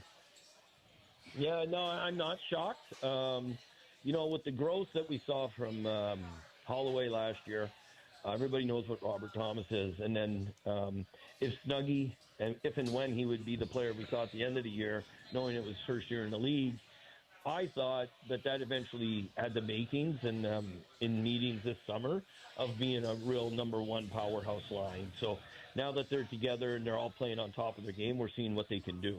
And it's exciting. Hopefully we want to see that consistency the rest of the year so that it's something that we have in cement next year. Coach, you talked about the defense not too long ago. Yesterday we were talking with Curbs, and he was sort of giving us an insight for Theo Lindstein and him being paired up with Colton Parayko, just how vital that is. What have you seen from Theo Lindstein so far in his tenure as an NHL player? Yeah, a real calm, cerebral player. Makes the game look easy because of his skating and the way he transitions pucks by passing or skating. And being paired with Parayko has allowed him to break into the league with someone who understands how to shut people down, who's someone who understands how to help a young defenseman get acclimated to the speed and the demands of playing that position at such a young age. Coach, what do you want to see from your squad this weekend as the road trip continues? I know there must be certain markers that you guys have as a coaching staff. You get into maybe a 3 or 5 game stretch and you say, hey, this is what we want to accomplish. If you can enlighten us and the fan base for the Blues on what maybe some of those markers are, what are the goals for the rest of the road trip? Yeah, I mean, it's, we're trying to be process-oriented with what makes us good, what allows us to have success. And for us, it's our battle level. Like, if you look at the Carolina game we won, Carolina enjoyed a lot of more ozone time than we did, but our battle percentage was 52%. We won that game, and we managed to win a tough game on the road 2-1, and then 3-1 with the empty net, and then comparatively against Calgary, who is not as having as good a season as Carolina, we were 41%, and we need to get that back tomorrow against Vancouver, where we want to be above 55% to give ourselves an opportunity. If that happens, and then the execution offensively comes a little better than what we were able to do first 2 games on this trip, we think we're going to have success in Vancouver tomorrow. Well, Coach, I know when you got on, you said go Mizzou, but I am a proud alum of the University of Illinois. I will get you a sweatshirt if you want one. We won by 25 last night, so if you want to watch some real basketball, you can watch the Illini tomorrow if you get a chance. The Illini, baby! Hey, don't forget SLU, Carey. Yeah. Color orange. There you go. I got you. Coach, we just want to thank you for you basically have had to put up with Jamie this entire time. How annoying has he been on this road trip thus far? Well, you know what? It's I've nicknamed him Leg Shake. You know, he's been so annoying that he's hanging onto my leg, and I'm trying to shake him off. It makes sense, Coach. Yeah, no, we appreciate it. You're giving us a break here, so we thank you for putting up with Jamie. We'll check back with you next week. Cheers, man. Thank you. Take care. Thank you. See you, Coach. That's Coach Jim Montgomery here in the Fast Lane on 101 ESPN. All right, so, we've been talking about this Kentucky and Santa Clara game, right? Yeah. So our dear friends, the Watsons, massive Kentucky fans, okay? So shout out right now to John, Karen, Cole, and Grant. They're coming back from the Kentucky game. Okay. So they sent me this text. They said, driving home from downtown, went to the UK game. You could give UK a little more love, Anthony. It's not just a missed call on Santa Clara's coach. UK executed under extreme pressure. One hell of a game. I can't believe you have been shorting those know. Wildcats. Yeah. This is your fault. Tell that It Wildcat totally is. behind the wheel. Make sure you keep it over 60. 60. How do we screw up that line? That was an incredible shot. It was an incredible shot by Owe. It was a great shot, and That shouldn't Santa have happened. Clara Shouldn't have happened. Should have fouled. Yes. And I'm sure the Watsons are lovely people. I thank you for They listening. are. We They're definitely fantastic. appreciate Yes. you. But They jumped in the car. They wanted to hear us give some Kentucky love. Okay, And we great, have shorted it the was- Wildcats. Now, overtime was all Kentucky. Let's not make a mistake about it. For sure. Once they got to overtime, it was a wrap because Santa Clara was shell-shocked. But the coach and that staff that sits with you for eternity. Especially it with never what goes program away. this is. It's not like Kentucky was playing, another, Idaho. Yeah, no, not Idaho, but like Tennessee State. They're not playing another big conference team. Dude. Oh, yeah. They're playing like the team they played is Cinderella-esque if they win this game. Right. Who knows if that team will ever have an opportunity to do that again. That's the terrible thing. That's the beautiful and terrible thing about sports, man. When you got a chance and you don't I'm telling you, there are plays in my life that I have had that I still think about. Man, I should have did this. I got a play. I'm not even exaggerating, Marshy. I was probably in the 5th grade playing t-ball. Yeah. And I still think about a line drive. Well, not a line drive at that age, but a ball right over my head that I just missed when I jumped. Like, I still think about it. Of course. Hey, so You're a competitor. I'm like, man, I should have caught that. Carey, I Hey, think about 40 it years ago, man. I think about it from youth coaching standpoint. Cole Watson plays on the Falcons, right? And he's a great player, wide receiver, tight end, and we lost a playoff game that I texted you. Man. I'm like, Carey, you got to listen to this. I'm sorry for the long text. Here's how I messed up this game. Blah blah blah. I mean, you think about it. And my response was, Anthony, I'm sorry that happened to you. He asked, well, I said it's never going to go away. Clearly. I mean, to your point, It'll never go away. I'm sorry. And I hate to be the bearer of bad news. We won a championship in the And fall. you'll I'm still thinking about the loss. you will always think about what you didn't do. there is a play in youth hockey from years ago that I made. It was a turnover that led to a goal in a game that we won that I still think about to this day. And I've had other turnovers and other bad moments in sports that I actually have. Yeah. It's gone. Yeah. Gone. Because sports is about failure. Yeah. And it's about how you overcome failure. Correct. But that one play I always think about for whatever reason in a game that we won. Yeah. It was a championship game, too. We won the game. And for whatever reason, I still think about that. Well, I spiked one against our biggest rival, our senior year in baseball. It was at our home, and the way that the sun hit Yeah. in the afternoon, our first baseman the sun was right on him. So it was a crucial moment in the game. Ball comes to me. I scoop it up, and I look over, and he's not at first. Yeah. Because he was slow to react because the sun was in his eyes. He couldn't see where the ball was, right? Yeah.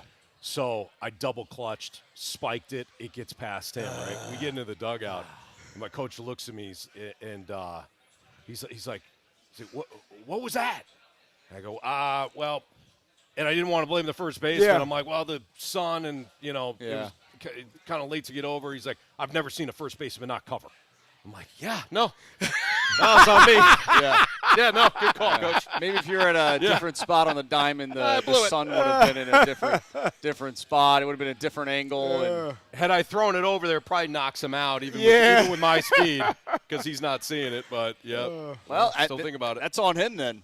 Yeah, Anthony all right, was a good Anthony. teammate. It's okay. it all worked out. Was it Lair? No, it wasn't No, Lair. it wasn't Lair. You We'll should blame know. the sun It on was that Lair. one. There's actually, you guys remember Drew Fumagalli, a tight end for Wisconsin? I remember that name. Yeah. Played for the Broncos. I do remember that name.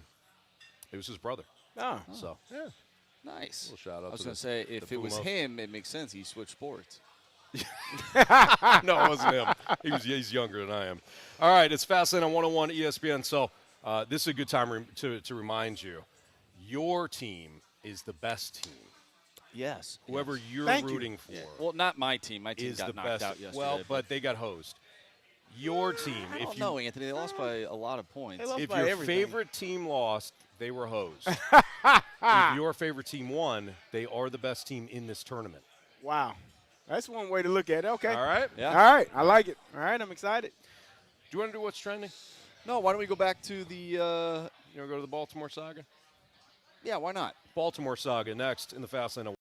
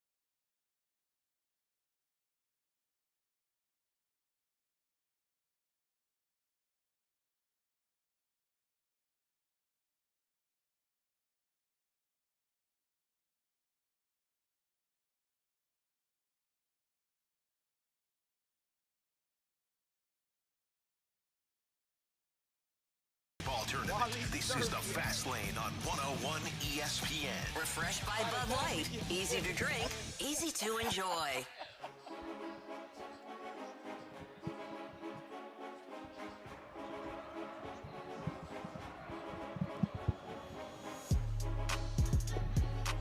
It's Fastlane on 101 ESPN. So, Carey, I know that you wanted to discuss Max Crosby and the fallout in Baltimore. Yeah. And some of the things that Max Crosby discussed Yes, he following the Knicks trade. Yeah, he went on a podcast and kind of let the cat out of the bag about how his experience was when he went to Baltimore when they made the trade, the massive trade that went down a week or so ago now, and now since it's been revoked. But he talked about it on his podcast, and Bradford, you got the audio. Play that for us. I went there, did my thing, had my MRIs. I was asking Joe, could I, before I left, I wanted to see the head coach, just chop it up, talk football, talk ball. He's a defensive guy, never met him before like that, so I wanted to chop it up. So I didn't get to meet with him till the end of the day. I didn't get to see the GM at all. I thought I was going to see him when I first got there. I didn't see him for 5 hours. So he didn't come out the whole time you're testing or doing your physical. Everyone's talking about Never. The GM never came once out to see you. And I don't know why. I'm not going to speculate. I didn't see him one time. I even asked the girl. I was like, "Where's Eric at?" I want to say, you know what I mean? He just made the trade. I didn't see him for 5 hours. So I go and do my thing. At the end, they're like, "Yeah, I'll take you up." Joe was like, "I'll take you up and you go see the head coach, whatever, just before you leave." I was like, "Hell yeah!" I was like, "That's I want to say what's up to him." So I went back up, and I dap him up, and they could just tell the energy was a little bit off. And the GM was standing in the hall, in the room next to me to the right, and that was the first time I seen him. And I'm just in my head, this is a whirlwind, I'm so excited, fired up, you know what I mean? This is a new opportunity, whatever. And you could just tell the energy was off. I dapped him up. He had a blank face. And I'm like, okay. I'm not thinking anything of it. Maybe he's just different. I don't know. I don't know him, whatever. Yeah. I go into the room. They sit me down on the couch. And he's like, man, I don't know how to say this, but, one of our doctors has concerns with, with the results and whatever. And, with your knee, some of them have, are concerned about the future and da-da-da-da-da. And, we really want you, and this is what it is, but – we're just going to have to get more and more opinions. And I was like, the first thought in my head, I was terrified because I'm thinking in my head, what the I just had, Neil Elitrosh, best surgeon in the country, the best of the best. He's done all my surgeries for the most part. That's my guy. I go to his house. That's my dude. He's the best. Helps if I turn my mic on. So listening to that, I thought about how crazy that scenario was. Now, obviously, the Ravens decided to nix the trade, got their 2 draft picks back. They went on and signed, just happened to sign a defensive end of, I guess, similar as you have in Trey Hendrickson, as you do have in Max Crosby. They went and signed him, so they kept their 2 picks. My question that I had, if it comes out that the Ravens honestly and disingenuously went about this trade and nixed it because they knew that they were going to sign Trey Hendrickson, we've seen teams penalize draft picks in the past for a multitude of reasons, whether it be for tampering or deflate gate or bounty gate. Should the Ravens lose a draft pick, number one? And should that draft pick then go to the Raiders? Yes. Scumbags those Ravens are. Okay, but it happened before the new league year, so you actually the trade wasn't official. It wasn't official. Legal it was tampering and all correct. that. It wasn't official. It wasn't official. Period. Things are done in good faith. Sure. And so if and all things parties are done out of bad faith. And if all parties are on one accord and in agreement that this is the trade, I mean, you made this man feel like my knee might be shattered and my career could be over. I agree. Yeah. That to me, when I heard that part as an athlete, I'm like, because the fear you always have is, man, am I going to be the same after surgery? Am I going to be the same after this injury? Am I going to be able to compete at the level that I just was? And to hear a team say, yeah, we ain't taking you because your knee is worse than we thought it was, that had to be shattering to him for a time frame until the realization came that, you jokers just wanted to sign somebody else and keep your draft picks. Sure. I think we'll find out when Max Crosby steps out onto the football field come week 1 and we see his performance. If he ends up balling out like he can, then we can look back and be like, these guys are scumbags, like I've been saying for the last month. Yeah, after hearing that, I tend to agree with Marshy. The fact that he sat there, here's the other part that goes without, being known. You don't trade for a superstar player like Max Crosby and the GM and the head coach don't speak to you for 5 hours. Yeah. I went on a visit to the Ravens, and Jim Harbaugh spoke to me. He came to see me after my workout. So I ain't Max Crosby. I'm telling you that to me, sounds extremely intentional with how the Ravens were conducting their business and how they went about it. God bless you. So if it does come out that this is what they did, I think the Raiders should get that draft pick in 2027. Not both of them. Just give them the one in 27. We got to wrap because of the gauntlet coming up, but I agree that the victim here was Max Crosby. Because if you're failing him for a physical, and the Raiders are a victim too, because if they wanted to turn around and trade him, now you got a player that has lost a lot of leverage. Said because his knee is bad. Right. So that, I completely agree with you on that part. Moral-wise, yeah. Scumbags, Anthony. Scumbags, as Marcia said it. But the trade still wasn't official. I don't like it, Anthony. So I think they're going to lose on a technicality in this one. I don't like it. All right. Yeah. I mean, again, and we've talked about this multiple times, how what they did from a league standpoint is fine. Yeah. But from An ethical standpoint, I hope that team is cursed. I hope they don't win a Super Bowl. All right, there you go. Another one. Well, yeah, like moving forward. Yeah. And I hope Lamar Jackson wants to go somewhere else at some point in his career. I hope Lamar Jackson wants to leave that place and go to Pittsburgh. Here we go. Surprised he got to Pittsburgh so quickly. Yeah. We'll take him in Minnesota, too. It's a fast lane on 101 ESPN. Atlanta, definitely.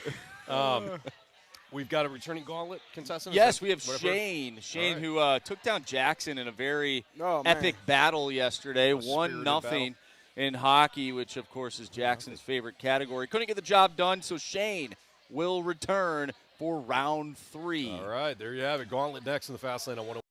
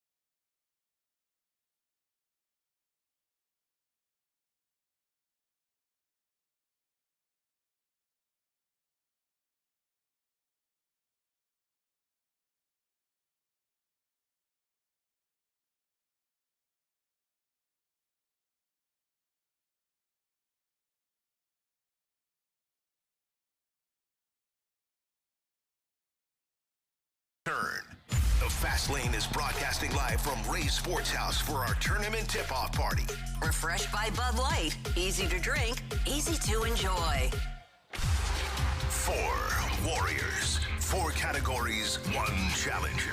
Can you survive the Gauntlet? Brought to you by Blue Note Roofing. Roofing, siding, and gutters. Visit BlueNoteRoofingSTL.com for a free inspection.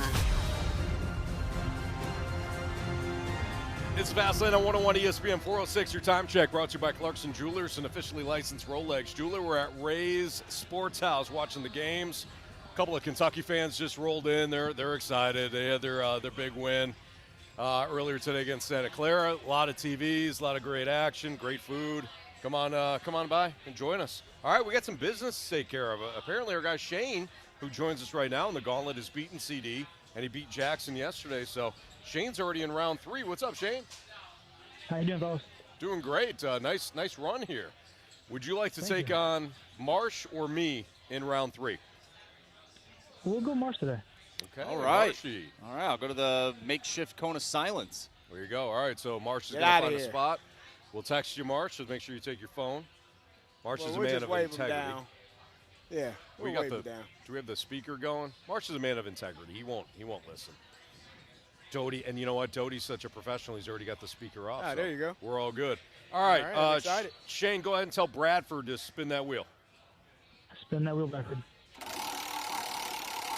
Shane, enlighten me. You had hockey yesterday. What did you beat CD in? I think it was football. Random. Oh, it was random. Random. Oh, yeah, phosphorus. Number 2 mineral in the body, Anthony, in Yeah, case you didn't of know. course, naturally. Bradford. I was telling you that the other day. You in did fact. tell me that. Not Yeah. calcium, like some may think.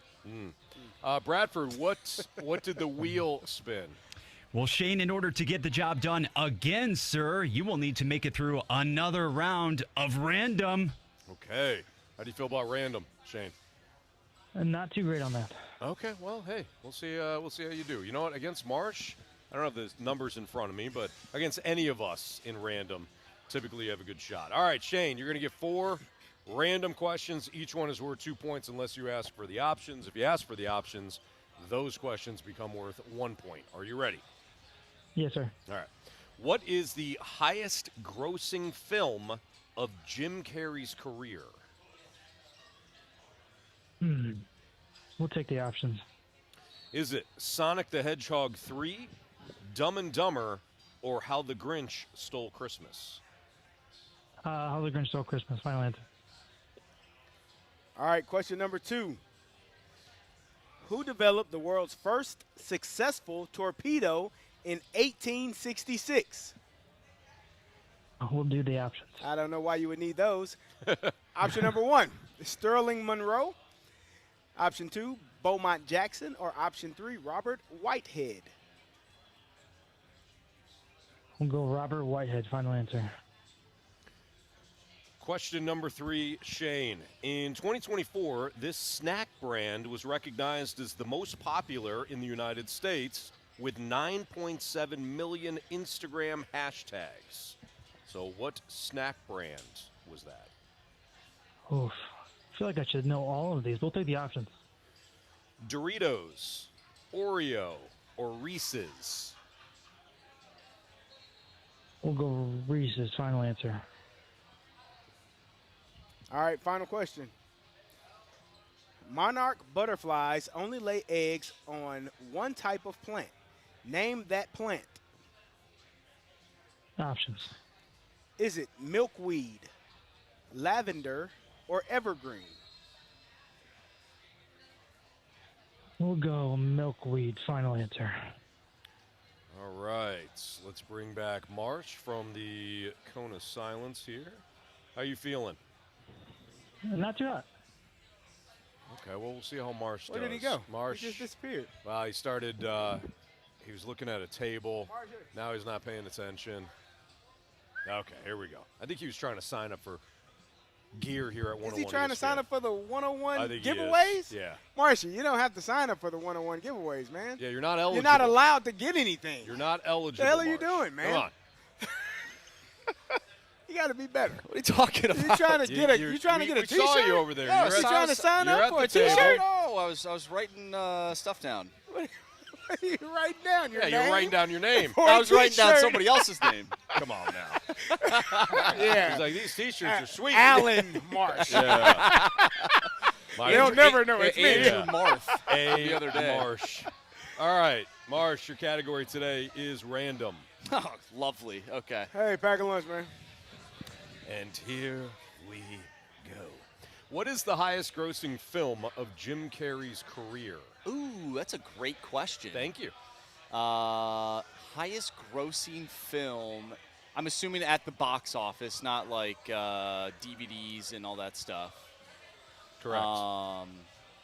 Okay. Let's use the options. Well, let's use the options. I have a few in mind, but there might be one that I'm not thinking of. All right, your options are Sonic the Hedgehog 3, Dumb and Dumber, How the Grinch Stole Christmas. Ooh. Okay, so I think I'm going to go with Sonic the Hedgehog 3. I by the way, Sonic the Hedgehog 4, I think the trailer just came out for the new one. So, but I think that was a pretty solid movie. I'm going to go with The Grinch, though, because it's just an iconic film from Jim Carrey, and I feel like a lot of people would go see it around the holidays. So I'll go with The Grinch, How the Grinch Stole Christmas, final answer. Question number 2. Who developed the world's first successful torpedo in 1866? Options. What? All right. Sterling Monroe, Beaumont Jackson, or Robert Whitehead? Oh, geez. What are those names again, Carey? Sterling Monroe, Beaumont Jackson, or Robert Whitehead? Let's go with Beaumont Jackson, final answer. Oh, BJ. All right. That's his initials. Question number 3. In 2024, this snack brand was recognized as the most popular in the United States with 9.7 million Instagram hashtags. In 2024, a snack brand, you say? Wow. I'm thinking options. Your options are Doritos, Oreo, or Reese's. Let's go with Doritos. Final answer.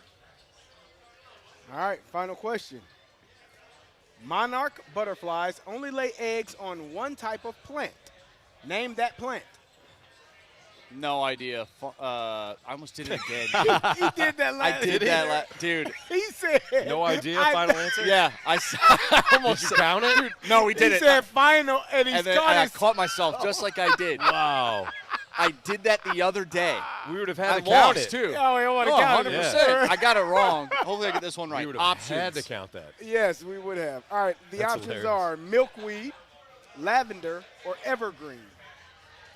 Ooh, monarch butterflies. Let's go. What was the first one? Milkweed, lavender, or evergreen. I'm going to go with milkweed. Final answer. All right, let's go over these.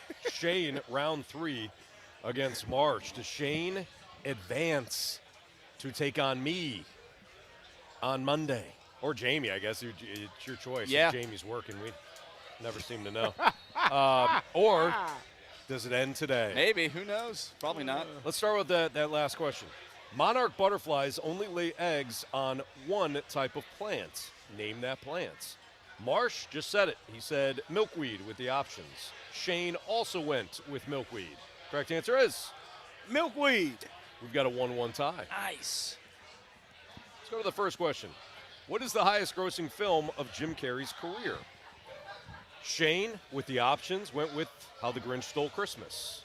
Marsh heard the options, chose the same. Correct answer is How the Grinch Stole Christmas would probably scare some kids, so it's Sonic the Hedgehog. Sonic the Hedgehog 3. I should have went with that. Like, when we write these questions, Sonic the Hedgehog, the fourth one, the trailer, like, just came out. So it would make sense to write a question about Sonic the Hedgehog. Now you're and getting Jim into the Carrey. test taker's brain. Yes, that would that's make the sense. dangerous- I'm going to kick dangerous. myself if I lose this one. You almost kick yourself for saying final answer for the second That's time. true. Either way, we got a 1-1 tie. Who developed the world's first successful torpedo in 1866? Marsh with the options went with Beaumont Jackson. Shane with the options went Robert Whitehead. Correct answer is Robert Whitehead. so Shane has taken a 2-1 lead. It comes down to this. In 2024, this snack brand was recognized as the most popular in the United States with 9.7 million Instagram hashtags. Marsh with the options went with Reese's. I'm sorry, with Doritos. Shane with the options went with Reese's. So if it's Reese's, Shane wins. If it's Doritos, we've got a walk-off. Shane. You have chosen wisely. Correct answer is Oreo. It was actually Oreo. It was actually Oreo. Shane, you got him 2-1 today. Wow, good You're job, in advance Shane. to the championship, and if Jamie's working, you have your opportunity to either face me or Jamie, your choice, when it comes to the championship. Congrats. Thank you. There we go. Good job, Shane. Enjoy your weekend, man. Thanks, fellas. You two, those questions are ridiculously hard, Bradford. Yeah, they are. That was Surprised you all needed the options on the torpedo question. Yeah, no. Shameful. Man, that Sonic the Hedgehog one's really gonna eat at you really a gonna little bit. eat at me for sure. Because I knew it did pretty well at the box office, but I figured the Grinch did better. Shame on me. That's a tough one. All right, so Shane advances. Good job, Shane. It's Fastlane on 101 ESPN. We just saw a bunch of Battlehawks walk in to the Rays Sports House, which is where we're watching all the games and broadcasting live. So I imagine we will have one of the Battlehawks on. And the coach, of course, Yeah. Ricky Proehl, former Ram, Rams wide receiver, of course, who made the outstanding catch in the end zone of the NFC Championship game against Tampa to send the Rams to the Super Bowl. So Ricky Proehl, head coach, likely to join us next, or we'll talk to one of the players here at Rays Sports House. That's next in the Fastlane on 101.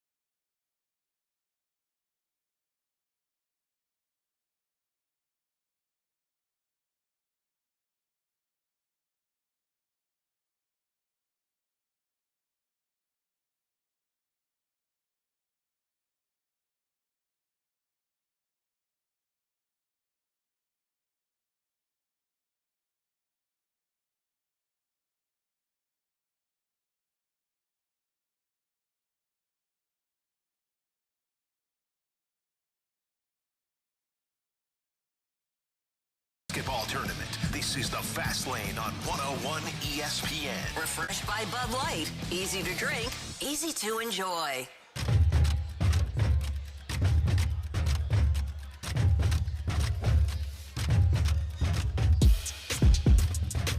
It's the Fast Lane on 101 ESPN. We're live from Ray's Sports House, and we got a special guest joining us right now. The Battlehawks are making their rounds. It's head coach Ricky Proehl.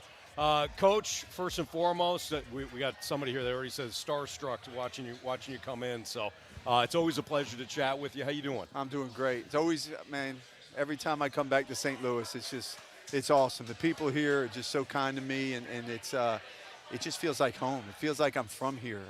They make me feel that special, and that's great. It's awesome to be back in St. Louis. You know, I feel like Carey Davis, Super Bowl champion with the Steelers, Anthony Stalter, Jamie Rivers, who's normally on the show. You know, he traveled around different teams, and he wound up coming back here as well. And Carey's originally from here, but you see a lot of former athletes settle in St. Louis, or you see you come back here. What is it about St. Louis that, from a sports standpoint, fans, the area that you just fell in love with? I think it just reminds me of home. I'm from New York, New Jersey area, metropolitan area, but I think what just St. Louis is just it's such a great sports town, sports city, but they're knowledgeable. They know what they're talking about, and I think that's the biggest thing is I played in 6-7 cities, and some of them, they don't know when to cheer and when, and when not to, and that's not the case here in St. Louis. They're great fans, they're knowledgeable fans, and that's what makes it a special place. Now, Coach, you are the head coach of the St. Louis Battlehawks, first-year head coach, replacing Anthony Beck. How has this transition been for you and becoming the head coach for the Battlehawks this time? You know, Corey, it's a great question, and it's funny you say that because there's been times where it's come up in the past, me being a receiver coach in Carolina, and the transition is been seamless. I own a business, and it's not much different. Yeah. It's just managing people and understanding the skill set and people you have around you, and those are our players, and how to utilize their talents to best in place for our football team. And someone asked me a couple years ago, could you see yourself being a coordinator? And I said, to be honest with you, I'm more prepared to be a head coach than I am a coordinator, just because I know the passing game as well as anyone. But when it comes to run blocking and different stuff like that, I'm not prepared to be an offense coordinator. I want to talk to you about that because we often see, and I say this to these guys all the time, like just because you're a great offensive coordinator or defensive coordinator, that doesn't make you a great head coach. Like that means you work well with one side of the ball. You're really well versed in how to game plan and scheme a team up. But to be a head coach, it takes a different set of skills. It's really management. It's not just coaching a football game or coaching a football team. It's managing 50-plus people and 50-plus players, plus all the other things that are going along with it. Talk to us about that. I agree 100%, Corey. I mean, it's Carey. I'm sorry. You've meeting a lot of people. I am. But it's understanding people. Yeah. And it's like you said, it's giving the offense coordinator, defense coordinator the autonomy to run their defense, run their offense, special teams as well. And we got 3 great guys, but there's going to come a time where we're running the air raid, and I'm going to say, AJ, run the ball. Right. Or Corey. I'm not a believer in prevent. Yeah. I lost 2 Super Bowls playing prevent defense, and it prevented us from winning. That's what they say. Hey, put pressure on the quarterback. Don't let him sit back there with all the time. And so that's what I feel like a head coach, its responsibility is to do, is let your guys do their deal, but when it's time to step in, because ultimately I'm going to have to answer the questions when we lose football games. And that's my responsibility. That's what comes with the job. And so I look forward to that challenge. And obviously it's going to be there's going to be a time where you got to learn on the fly. End of game, different situations, situational football, different things that come in. Sure. When to take timeouts, when to throw a flag, a challenge flag, and those things you can't. You got to experience it to understand, how you can prepare yourself the best you can, but until you experience it, until it comes up in a game, and that's the only way you get to be a better coach, is to have those cases come up and how you handle them. But it's also preparing yourself and surrounding yourself with people that have that experience that can help you in that decision-making process. former Rams wide receiver, former Panthers wide receiver, Ricky Proehl, join us right now on the Fast Lane on 101 ESPN. Of course, now the head coach of our St. Louis Battlehawks. What is your favorite part of coaching? You talk about, being a leader.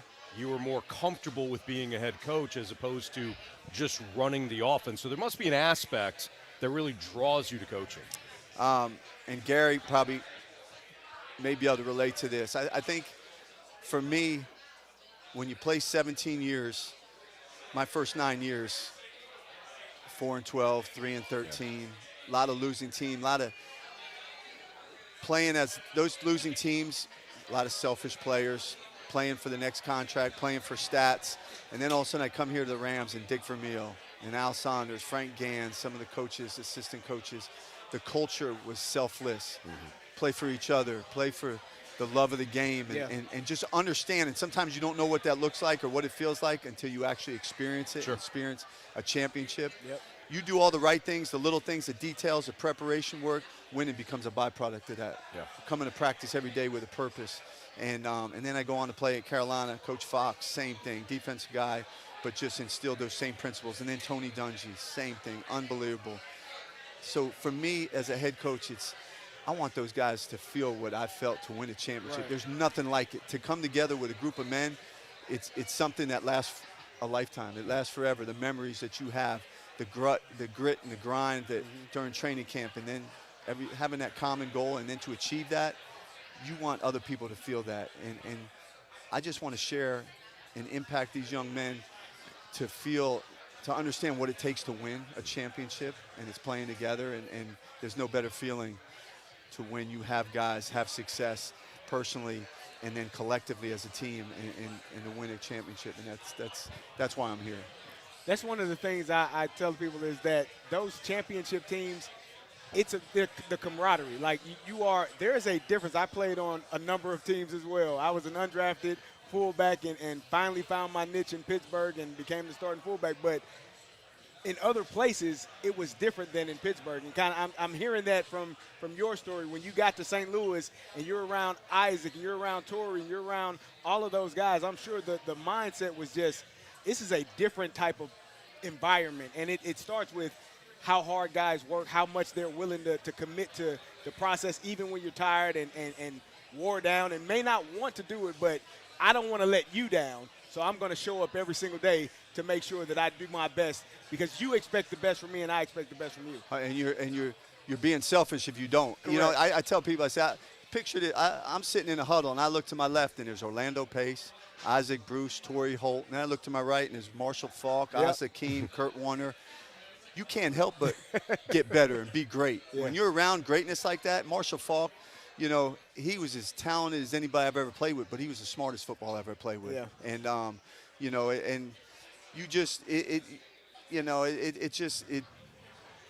that stuff, when you're around those kind of guys, it bleeds success. And that's what's fun. And that's what we're trying to build, is just surrounding this football team with players that are buying into the system, the culture of winning and what it takes to win. It's 11 guys running to the football.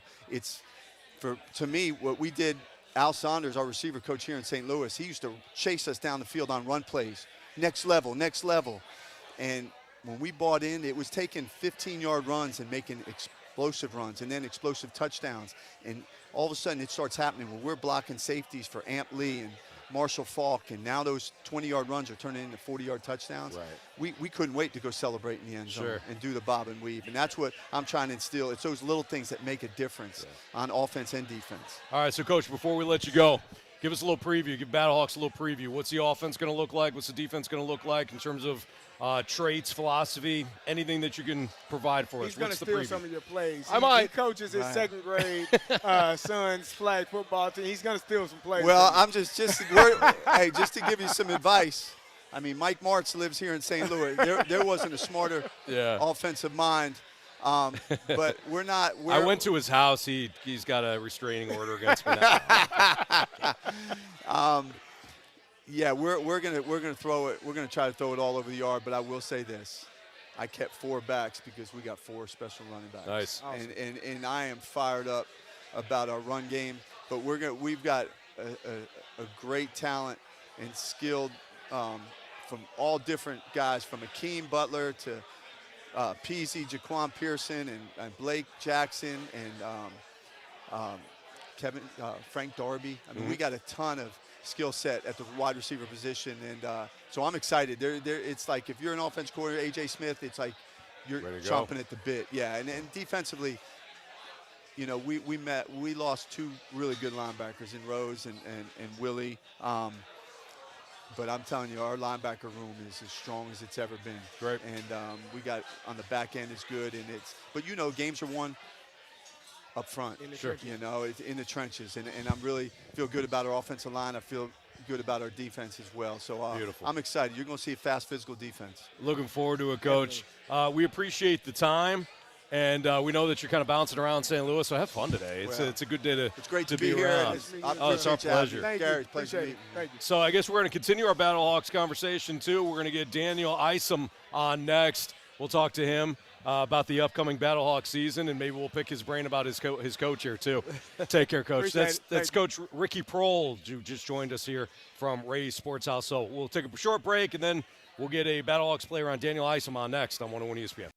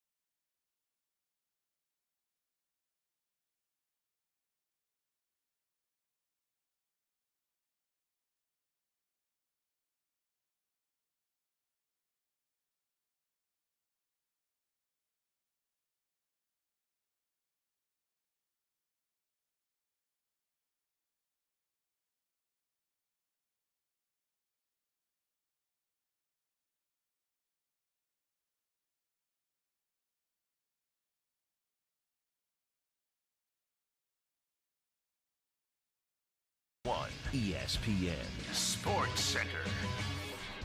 Motoring toward Mizzou, Miami at Enterprise. Good afternoon. I'm Bradford Bruns with your Sports Center update presented by Saliga Heating and Cooling. Tigers Hurricanes tip-off scheduled for 9:10 p.m. downtown. Today's first game in St. Louis produced fireworks as well. Number 7 seed Kentucky outlasting Santa Clara in OT. Iowa State has also defeated Tennessee State 108-74. Right now, Villanova leading Utah State 48-38. It's Tennessee 51, Miami of Ohio 32. Further NCAA tournament tilts available tonight on 101 ESPN. Baseball, Matthew Liberatore helped secure the Cardinals' 4-3 spring training victory over New York. 5 scoreless innings, 5 Ks. Fast lane guest Adam Wainwright recently showed love to STL's opening day starter. You're not going to make the playoffs or not make the playoffs based off today, but you can send a message right away. And you get to do that as opening day starter. It's a tremendous honor. It's something that, and it's just a notch on the belt too. Like, you know, for the rest of your life, you could always say you're an opening day starter, and there's something cool with that. This Sports Center update was powered by Saliga Heating and Cooling, a Daikin heating and air conditioning dealer. The Fast Lane is broadcasting live from Ray's Sports House for our tournament tip-off party. Refreshed by Bud Light. Easy to drink, easy to enjoy.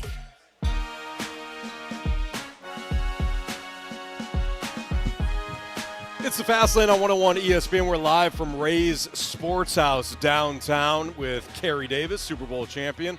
I'm Anthony Stalter, and after talking to head coach Ricky Proehl of the Battlehawks, we have an opportunity to talk to one of his newest players. Daniel Isom is joining us now, and if you know Daniel, you go by Daniel, right? Yeah. All right, so if you know Daniel, if the name rings a bell to you, it's because this young man played and graduated from SLU High. You said 2016? Yep, 2016. 2016. So, Daniel, it's a pleasure. Welcome home, because you've been playing for a different squad. You've been with the Birmingham Stallions, yes, so sir. We're glad to see you on this side of things now. Yeah, for sure. How's it feel to be playing for the hometown team? It feels real good to be playing for the hometown team. It's something you always dream about as a kid, getting an opportunity to play in front of your family and your home crowd. So it's a wonderful feeling to have the opportunity to play for the Battlehawks. Now, you were at SLU, right? You graduated, You went to Northern Illinois and then Washington State. What was the biggest transition for you coming out of high school? Because I know for me it was like, man, I don't know if I'm going to be able to make it here. Playing in college football was a huge transition, and then obviously the next transition, playing at the professional level, is another transition. What has been the biggest transition from you throughout each stop where you've had? I think the biggest transition is probably just staying the course. Like as any athlete, it's always a lot of adversity that you're gonna run into when you get to college. Like for me, I came to college late, and because I was supposed to gray shirt, so I got to camp late, and wasn't supposed to be playing or anything. And was new on campus, but just the mindset to keep pushing through everything. Kind of helps you along. So I think that's the biggest thing when you get to a new college is just to be able to keep pushing yourself. Really, I think that's the biggest thing you need. That's what separates people. Some people, like, we've all played with guys that were extremely talented, but when you get to that next level, you realize, all right, this ain't about talent. It's about, can I sustain this and get up every single day and want to go do. I don't want to do it, but will I get up every single day and go do it again? Yeah, it's about mentality. Yeah. It's about, do you really love doing this, or are you just doing it? So a lot of people find that out very quickly the higher they go in sports. We're chatting with Battlehawks cornerback Daniel Isom right now, and we love that he's a Battlehawk now because, again, you've been playing with Birmingham and won a championship with Birmingham. What was that experience like? It was super cool. It was my first year in the UFL. I played with with a lot of really great players and awesome guys, and it was kind of sort of the same feeling as me having the opportunity to play for the Battlehawks, having the opportunity to come home and win a championship in the Dome in front of my friends and family. As you guys know, the high school state championship game used to be played in a Dome.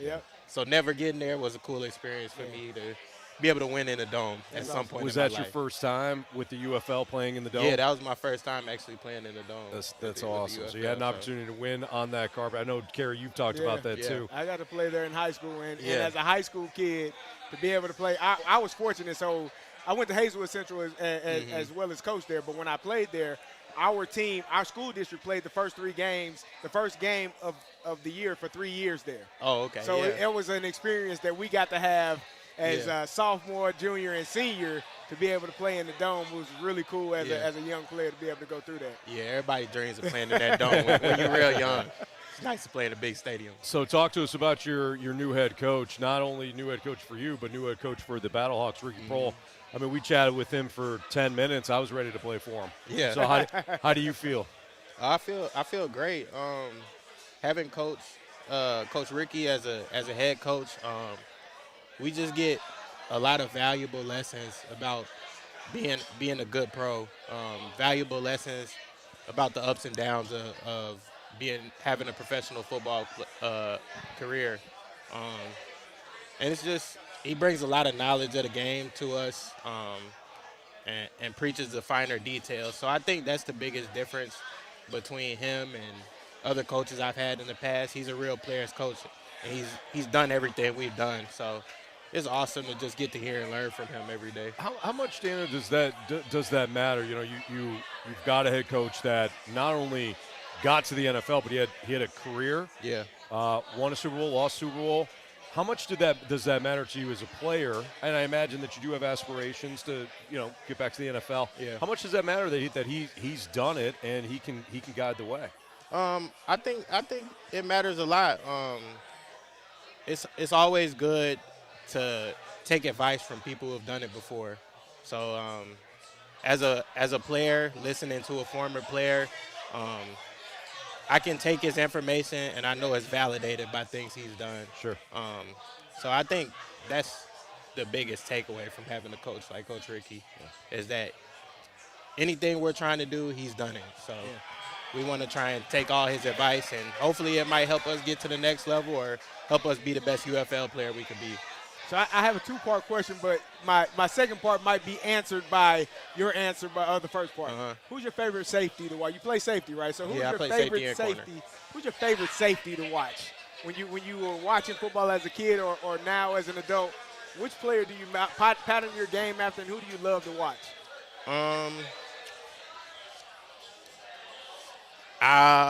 It's kind of an obvious answer. I mean, I like to watch Tyrann Mathieu a lot. When I was growing up, I like to watch him. I had Pat P a lot. I like smaller guys like Kenny Moore. Okay. I kind of like to watch guys that are kind of similar to my size and kind of my style of play, and guys that could play multiple positions, because that's kind of something that's been asked of me. So my second part was going to be, you consider yourself a ball hawk or a guy that wants to knock somebody out, but you're a ball hawk. Yeah. You want to go get the ball. Yeah, I want to go get the ball. That's the that's first what matters. part. That's all that matters. Yeah. I do the first part. We're giving my answer to the second part. There you go. Yes, well, Danny, we appreciate the time. Have fun today. I know you guys are touring different places. I guess you're to the Magic House next. Yeah, so, to the Magic House. Enjoy it. Hope you get a chance to watch some college basketball. You got a team? I'm rooting for the home teams. I'm rooting for Mizzou and SLU. So there you go. Good. Now, Carey went to Illinois. He went to Illinois. Yeah, I know it's across the river, but we understand. still. I got some Illinois guys. Shout out to my Illinois guys too. Yeah. All right, Daniel, we appreciate you, man. Thank you for stopping by. Thank you. That's Daniel Isom. You're going to watch him this time, hopefully win a championship for the Battlehawks. He did so with the Stallions. SLU graduate as well, so hometown kid comes plays for the hometown team with the Battlehawks. Looking forward to that. More from Ray Sports House in the Fast Lane next on 101 ESPN.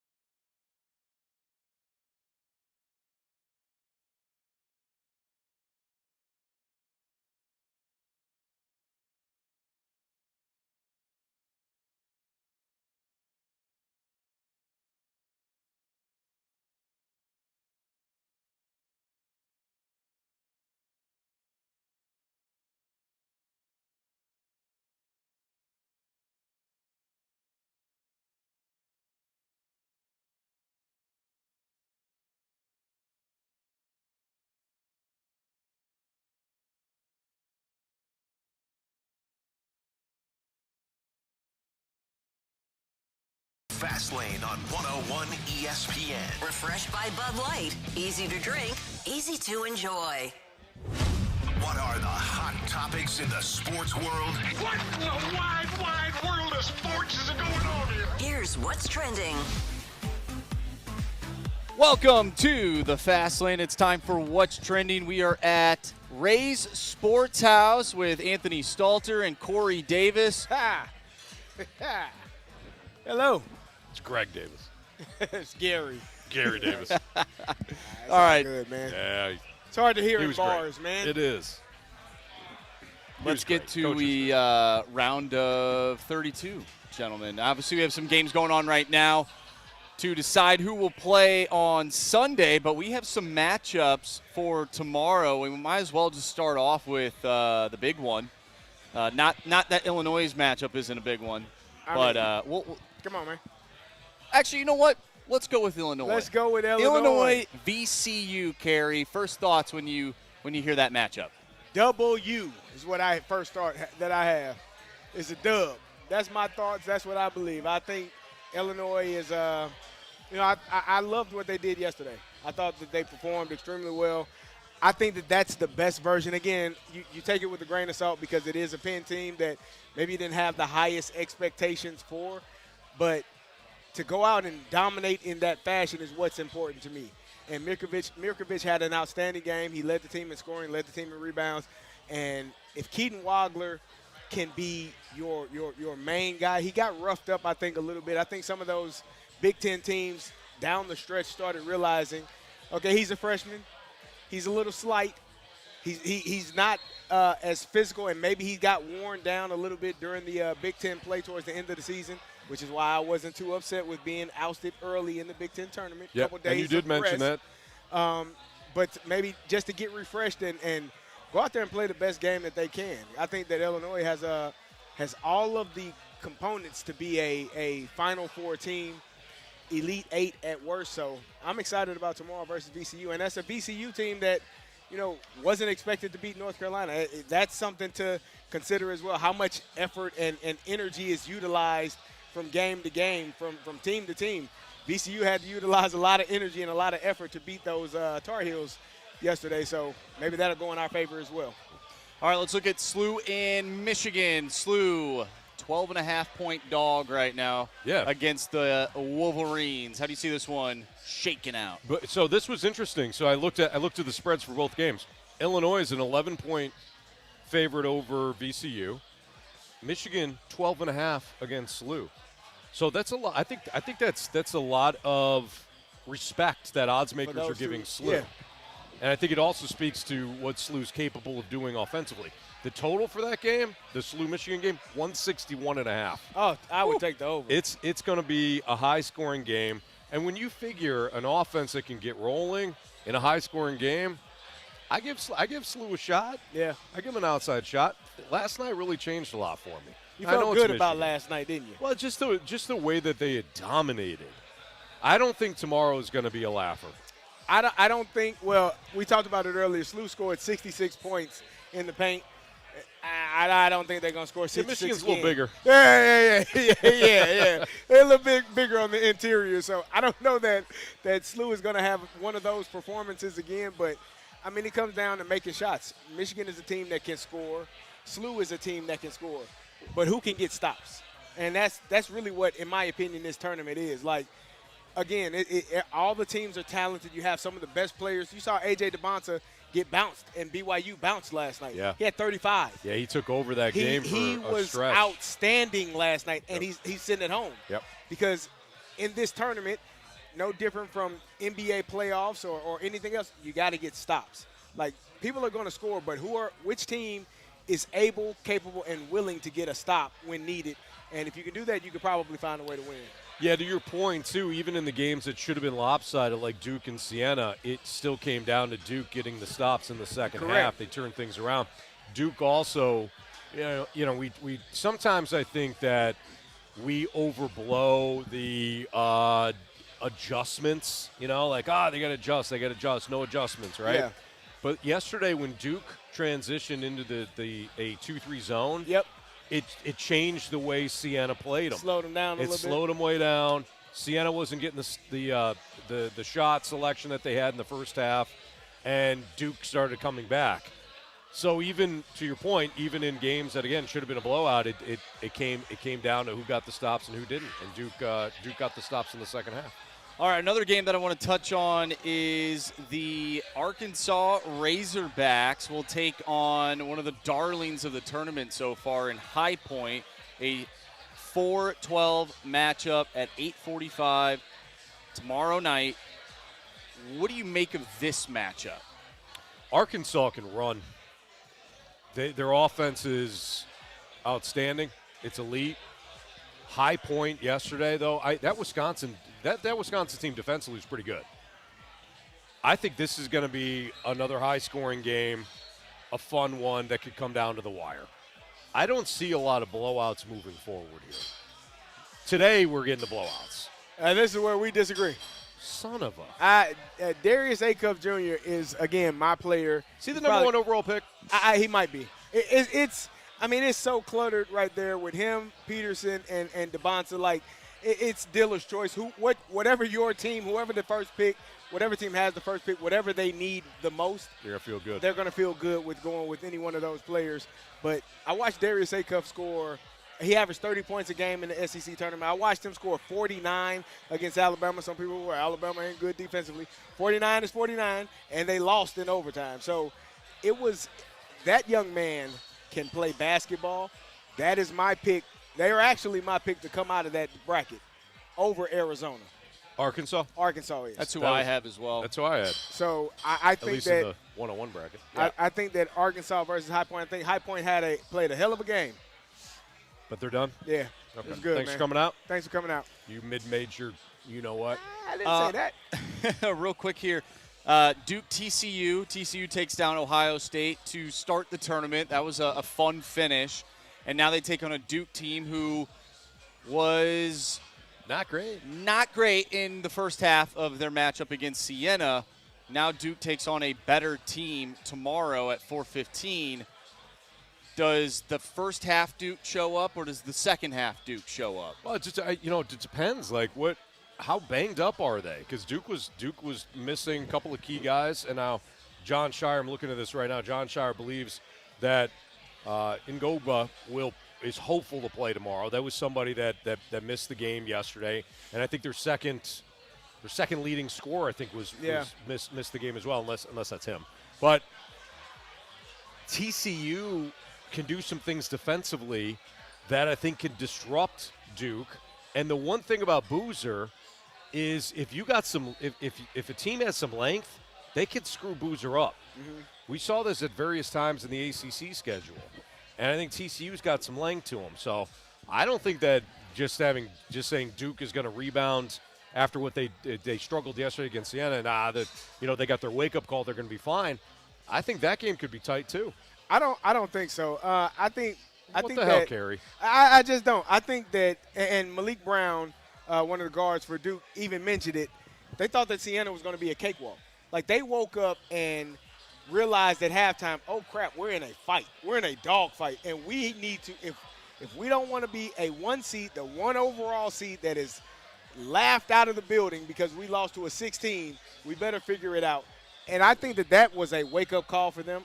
I think John Shire and his staff probably, as a coach, sometimes the best lesson is a learned lesson, and you hope that you learn a lesson in a win rather than a loss. Mm-hmm.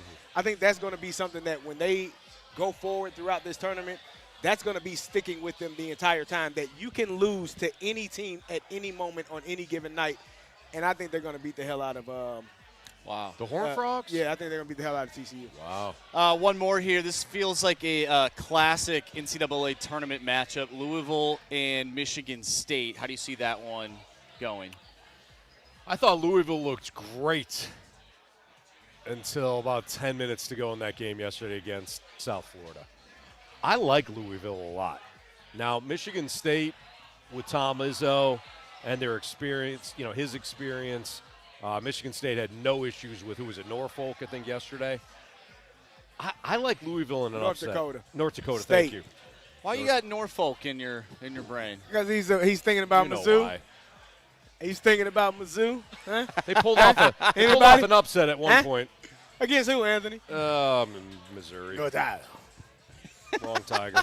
That's the same Tiger. Louisville's only a 4.5-point dog. I got them beating Michigan State outright. We going the opposite again, Holy man. smokes. Michigan State in the tournament, sign me up, man. I don't care where they are. I don't care what seed they are. Is Tom Izzo the coach? Yes. Sweet 16. I don't give a damn. You're probably right. If Tom Izzo is the coach, Sweet 16 is that's when the Michigan State Spartans. That's where they're destined to get to the Sweet 16 at bare minimum. So yeah, we're good. Well, I see a lot of dogs barking tomorrow. Carey has a muzzle on all of them. Yeah, man. He likes the elite favorites. All right, it's the Fast Lane on 101 ESPN. We got biggest question of the day. We're going to keep it with the NCAA tournament next on 101 ESPN.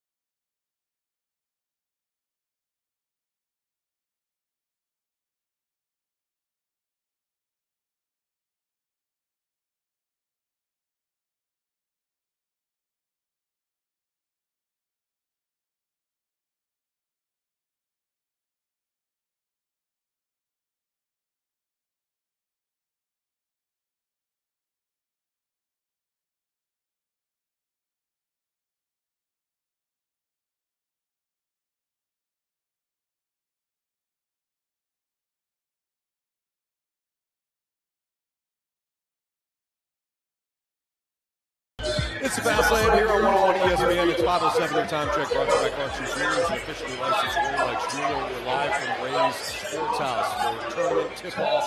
We got a party going on here. The bar's filling up. Bought plenty of great seats, TVs. You can see every game that's on right now. We got a great one between Villanova and Utah State, the 8-9 matchup, where Villanova right now is up by 2, 73-71, with just under 6 minutes remaining. And everything today is brought to you by Bud Light. Easy to drink, easy to enjoy. Marcia, you got the biggest question for us? Yes, so today's biggest question revolves around tournaments. We have seen 2 college football playoffs. We know how special the NCAA tournament is, how special March Madness is. For you guys, based on atmosphere, based on excitement, which of the 2 is your favorite? I know how much you love football. So college football playoff or the NCAA tournament. Well, the NCAA tournament has something that the college football playoff does not. Weekday. Yeah, that too. You know, like during the day, too. During the day. We got in late. We went to Destin during the kids' spring break.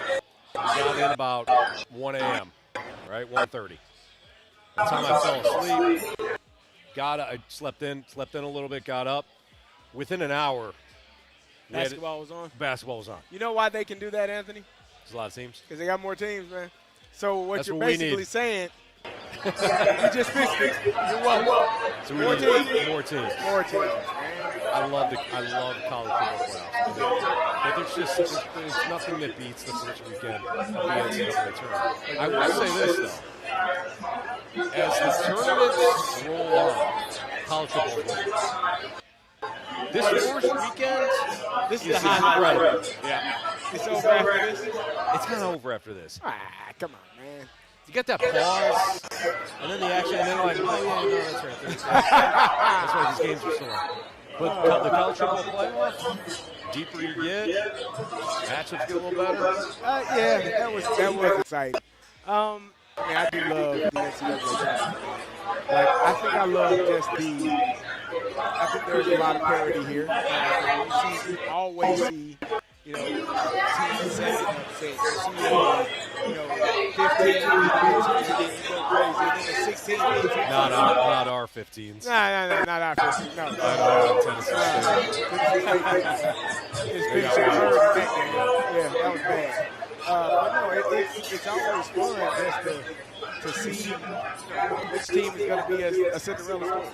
Which team can make a run and put themselves on the map. What coaches are you going to remember? And then they make one shining moment at the end like, man, you got it. You love it. I love this. I love Thursday, Friday, Saturday, Sunday. I like the rest of the tournament. But the deeper, again, this college basketball, the tournament's better than the college football playoffs. The deeper the tournaments roll on, college football's better. Now with NIL and the way that you're able to pay players, and we see a lot of the higher seeded teams, they're winning more now in the first 2 games, more so than really they ever have.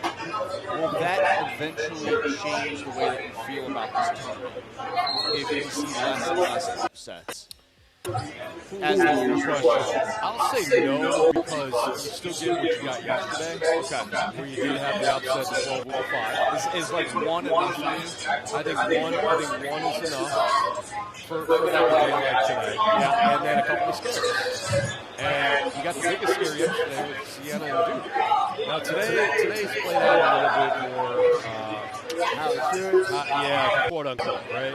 Because you get a lot of blowouts. The games really have the first game was really exciting. Kentucky and Santa Clara. And then the Virginia Wright State game was good until about 4 minutes remaining. So today is lacked a little bit. But yesterday was I agree. Yesterday was fun. I mean, I got to watch some really good games. We almost had a 16 lead at Like, that's always exciting. Duke finally and they were able to finish that game. So, yeah, yesterday was a lot of fun. And, it was good. Marshall, originally you had a question about mid-majors. We talked about it a little bit earlier. Do you guys look at it? So the high point coach yesterday came out and said, that's a really good team. I wish we could schedule more of those teams. And I wish they could schedule more of these teams through the course of the season. But we can't. Does the high point really actually lose a lot of luster when you watch Akron get blank kicked by Texas Tech and now Miami of Ohio getting a blank kicked by Texas? I think it does. I think that's what makes Cinderella teams so special, these mid-majors so special, is that they can win at least one game. I think this tournament sets up perfectly for those teams where anything can happen, right? They're playing a series. If they play a 7-game series, maybe they win one game. Maybe they win two. I have no idea. But some mid-major teams, they're not creative people, right? They're other teams. So, I don't know. I think it sets up perfectly for a team like High Point, where maybe next year doesn't. Just the matchup. Is High Point right now? Like eligible. We talked about this this week. What did we say the Cinderella? So like SLU wanted to be a Cinderella. But I would consider them to be one. Would you consider Texas a Cinderella at 11? No. I can't. But they are. You got to be a non-name brand. Like, I think that when would they beat Purdue and then they beat Mizzou or Miami, that is a Cinderella. Honestly, it was UCLA. Right? UCLA played the first. Yeah, they went to the final, and then they went to the final. I can't get with them. No, they had a bad regular season that found a way to win. So like St. Peter's, George Mason, when they went to the Davidson, those are Cinderella. Okay, so right now, they only have one eligible Cinderella. Well, we haven't seen the other teams play yet. I know, but right now we're sitting here. It's 5 o'clock on the second day. California Baptist. They're not going to make a run. How do you know? I know. What if Furman beats you? Furminators. If SLU beats Michigan, then I will give them. They got to be a Cinderella. There you go. I think with the way that the tournament has sort of gone these last few years, with everything sort of just being chalk, a 9 seed for me is a Cinderella. One, because you have to go through a number 1 seed to even get to the Sweet 16. But like, with just how good the teams are these days in the higher seeds, for me, a 9 seed would be a Cinderella. Like, how can you not call SLU a Cinderella? They're the 19. I agree. Although they've had a really good year, so is Miami of Ohio, and they're getting the, what'd you call it? The blank kick out. Yeah, they're not playing well. Blank kick. We don't have it. We have fast laid up. We don't have one for the S. Yeah.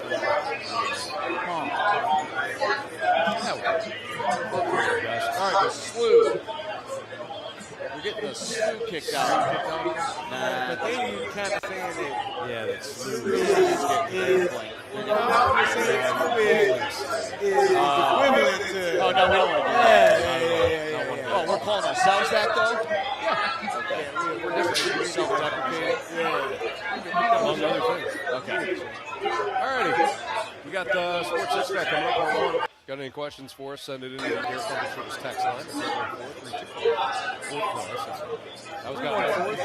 No, that's stupid. Oh, you got me on. I mean, hey, give him a call. 314-399-9646. 9646. I give that number out all the time. Smokes. All right. Part 1 of the Sports Six-Pack next. I want to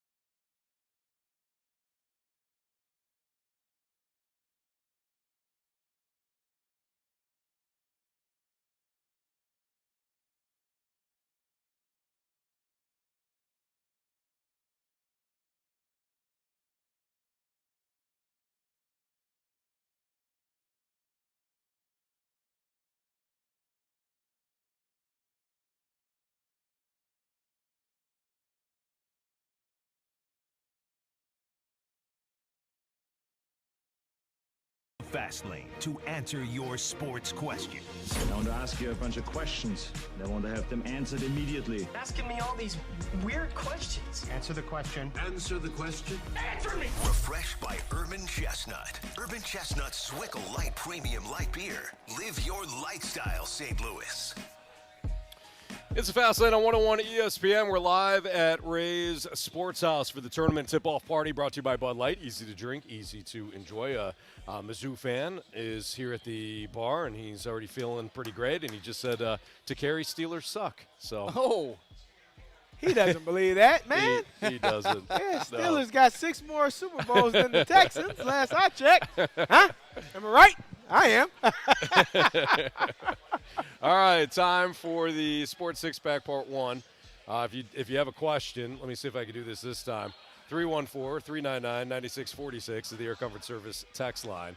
So if you have a question for us, send it on in.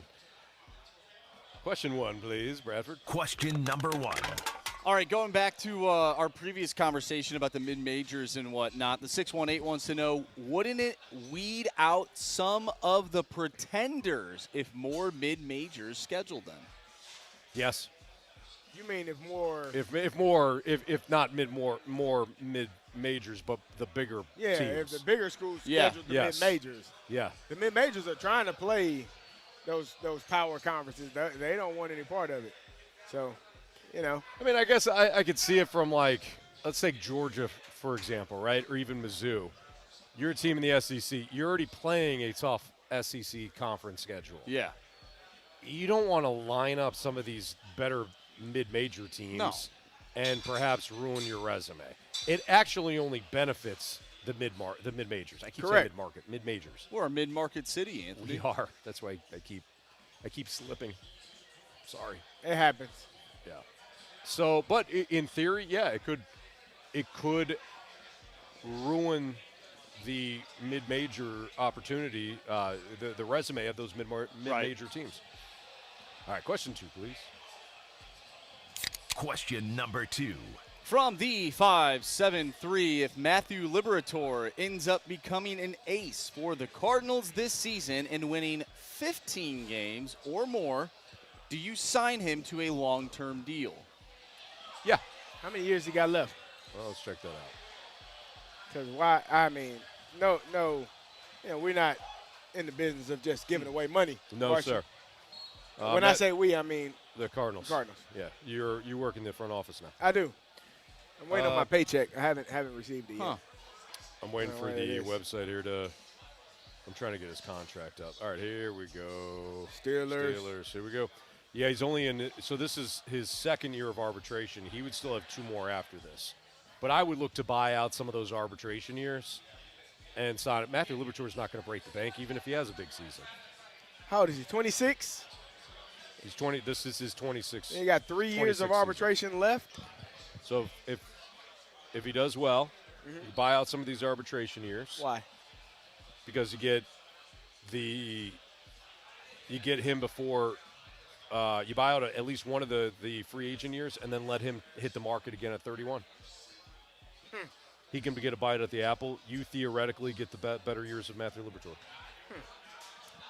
If you say so, Anthony. I might just let it ride. You could. Yeah. And he'll be 30 and a free agent. Yeah. And if he's performing that well, go for it. Somebody else can pay for it. I see what you're doing. What are we doing here, huh? All right. I mean, I would love to work for Stalter and Company. You know what I mean? Give out contracts. He's giving out free money, folks. He ever starts a company. Really? Make sure you work for Anthony. Stalter and Co. Those free arbitration money. years aren't going to be free. Yeah, you're right, Anthony. But if you're giving away free money, you know where do I sign up at? That's a Stalter ton of money. Coach is right. You are more of a Corey today. Yeah. And what does that mean? I don't know. No idea. How many alter egos do you have, Carey? We have Eric Davis. I got a few, man. Carey obviously is your normal self, but different versions. Yeah. But we have There's a Corey. K version. Yeah, and got Gary as well. Of Carey. I've been called Terry. And Carey with the K. K. So KB. Larry. Larry. Jerry, which is my favorite because I don't know how you get Jerry. Jerry. Yeah. So anything that sounds like Carey, I've been called. Anything that I've been rhymes called with Casey. They mistake the R for an S. What the hell's going on here? Hey, man. I have been called everything. So it's not like you got a difficult name. Anthony, I have no. I can only speak for myself, sir. I'm preaching to the choir here. All right, question 3. Question number 3. All right, from the 618, do you believe that Max Crosby should have had his physical before that trade ever went through? So it or didn't happened, I go guess. through. It just was reported. So I think That's a the good Raiders. distinction. I think the Ravens should have honored what they were doing, but in my opinion, Marcy, you call them scumbags. Yeah. But I think the Ravens said, "Oh crap, we can get a player for the same amount of money, maybe less production, maybe a year or two older, but we get to keep our dang on draft picks, so we should do that." And I think that that's what they did. And for me, I know people are, oh, well, why is this information getting out before it's done? It was never finalized. It's just one of the reporters gets the information, hey, maybe a GM calls them, hey, we're trading for player X. That media member tweets it out or sends it in, and now it's being reported on different news outlets, and it says they are planning to trade for player X. But nothing said the deal is finalized, and, Anthony makes a good point. They can back out any dang on time they want to. Unethically, in my opinion, but it's still within their right because there was no pen to paper. It wasn't official. It was not official. Didn't even happen at the start of the league year. Correct. It was during the legal tampering. I agree with you guys, by the way. I do. I hate it. It really feels like it, I hate Anthony. it for Crosby. I hate it for. I feel for Crosby. I don't feel bad for the Raiders. I don't feel bad for him, man. He's still getting $91 million, right? Sure, but I mean, if he did want out, he probably did. He was excited. If he was excited about it, then yeah, I feel bad. If it happened the way that we all think it did, which is that they backed out once they decided to sign Trey Hendrickson. Anthony, I don't claim to know everything, right? Right. I don't. But if you traded 2 draft picks, first-round draft picks nonetheless, you're not going to go see the guy that and you paying him tons of money? I'm definitely millions. seeing him. You're going to let him be at you're upstairs, he's downstairs for 5 hours? Yeah, no. You're that damn busy. You know why you're that busy, Anthony? You're on the damn phone. Yeah, you're making other moves. You're making other moves. You're calling agents, specifically Trey Hendrickson's agent. You're on the phone, brother. You don't got time to go downstairs. You're right. You're right. All right, we'll continue our Sports Six-Pack with Part 2 next here in the Fast Lane, live from Ray's Sports House here on 101 ESPN.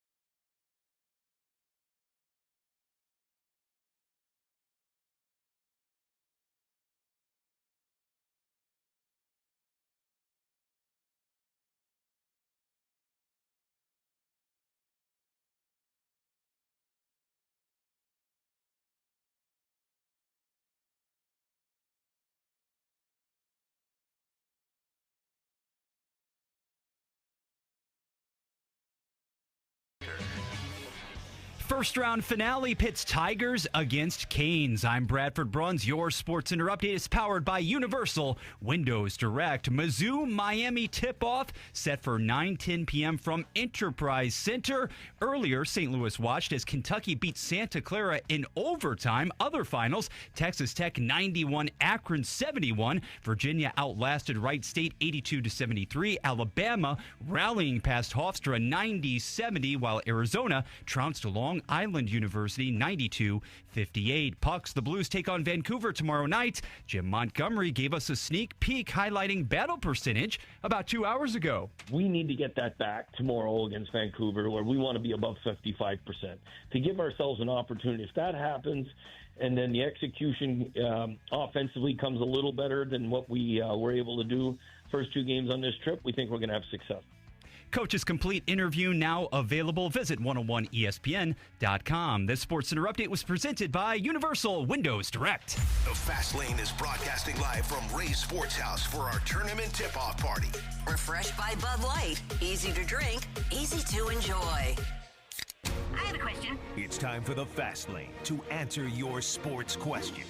I want to ask you a bunch of questions. I want to have them answered immediately. Asking me all these weird questions. Answer the question. Answer the question. Answer me! Refreshed by Urban Chestnut. Urban Chestnut Swickle Light Premium Light Beer. Live your lifestyle, St. Louis.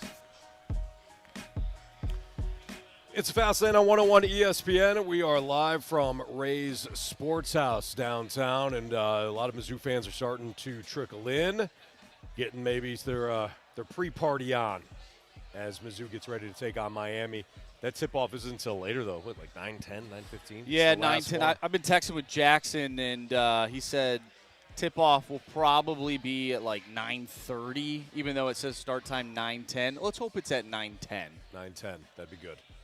We'll be here until 6 o'clock, so if you're around, Not till 9:10. Not till 9:10. No. Stop by, say hello. All right, we're continuing our Sports Six-Pack. You got a question, 314-399-9646 is the Air Comfort Service text line. Question 4, Bradford, please. Question number 4. All right, from the 314, have you guys heard of this conspiracy theory with the ABS challenge system and players clocking in at a different height? No. So what's going on? Did a little research here and came across an article, Yahoo Sports Canada, actually. And Bill Hayden, this is literally today, so this was this morning, and he references a tweet from Codified Baseball, and it's a picture of Gavin Lux as a Cincinnati Red, and his height is 6'2", and he weighs 190 at the age of 27. And the second picture is him on the Tampa Bay Rays at 5'11", 190, age 28. So he dropped, 3 inches there? He shrunk. Interesting. I wonder if, we're not accusing anybody of doing anything, but do you think this has anything to do with the ABS challenge system and trying to shrink your strike zone. Shrink the strike zone. That's weird. I would say yes. And I don't think there's no way in hell that Gavin Lux is 6'2". So maybe he's saying, you know what? Why don't we stop goosing things, goosing the numbers? Maybe that's exactly what it is. And let's just go with my actual height. Yeah. Which is 5'11". So I would say yes. Yeah. These guys are trying to shrink the strike zone, Carey. Well, I was 6 feet when I played at Illinois. And you are what now? 5'10". Okay. I didn't put the media guide together, but, I was 6 feet. You look at my measurements, I was 6 feet, 218 pounds. And when I got measured, I was 5'10", 218 pounds. Huh. So, sometimes the media guide gives you a little extra. A couple inches never hurt anybody. You know what I mean? Well, so after hitting Terrell Suggs and Ray Lewis, you dropped to 5'10". Yeah, exactly. That's what it was. Exactly. Okay. All right. Yeah. Yep. That makes sense. Got it. Next question, please. Question number 5. From the 314, if Mizzou loses tonight, is Dennis Gates fired? Nope. No. They got that kid coming in. What's his name? Pros. Jason Crow, Jr. Yeah, supposed to be the real deal. And if I'm not mistaken, him and Gates and his father, I believe, are close. Is how I got that. If I'm understanding it, you're not gonna fire him, and you got one of the top prospects coming in. No. You know what I mean? No. So Bradford. He said no. The Mizzou fans are saying no. Bradford, correct me if I'm wrong. This is Gates' third year. 3 NCAA tournament appearances, guys, in 4 years. There You you go. remember the Inglorious campaign from a couple of years ago. Yes. Well, they didn't win a game in the SEC. You Well, guys remember that? that's you remember that, right? Huh? They didn't win an Glorious SEC game? basketball. Yeah, it was bad, man. That was a bad year. Yeah, that certainly was. All right, so made the tournament now twice. It's not a good look to get bounced again, but I mean, he's doing a fine job. He's building it takes time to build a program. It does take time to build a program. Yeah, like 3 to 5 years generally is what they say. Am I seeing this correctly? What are you seeing? No. Anthony? What are you seeing? I'm seeing. No, I got to Yeah, look you this didn't up. know We that? don't want to do it again. No, it happened. That's It real. did? Did it? 86 years old this morning. No. Oh, I did not know that. Man. Yeah. Chuck Norris died? Yeah, he passed away this morning, I believe. Walker, Texas Ranger. Oh, man. At 86 years old. He just had his birthday, too. He's a fellow March birthday. Oh, Chuck Norris dies at 86. I just looked up, and I'm hoping to see more I thought college you were looking at basketball. No, this is kind of it's that pause in the action. And Chuck Norris, I look over, and Chuck Norris passed away. Son of a B. That's tough. We were having a good day, too. We were. We were having a good day. Yeah, fellow March birthday. Well, oh, man. Well, thank you, Chuck Norris. Yeah. For all that you did. Yeah. Maybe not to us, but to others for sure. Anyways, all right, Bradford, I don't know what question we're on. I'm devastated. We're on the final question. Just go ahead and fire it. Question number 6. All right, so I don't know if we'll be able to answer this question, but Salty Bald Dad from Caseyville wants to know, why are BK and T-Bone bad at basketball picks? They are very knowledgeable at is basketball. T-Bone bad? Oh, I don't know. I know BK, the BKO. That's yeah, a real BK. thing? BK was Is very it just basketball? No.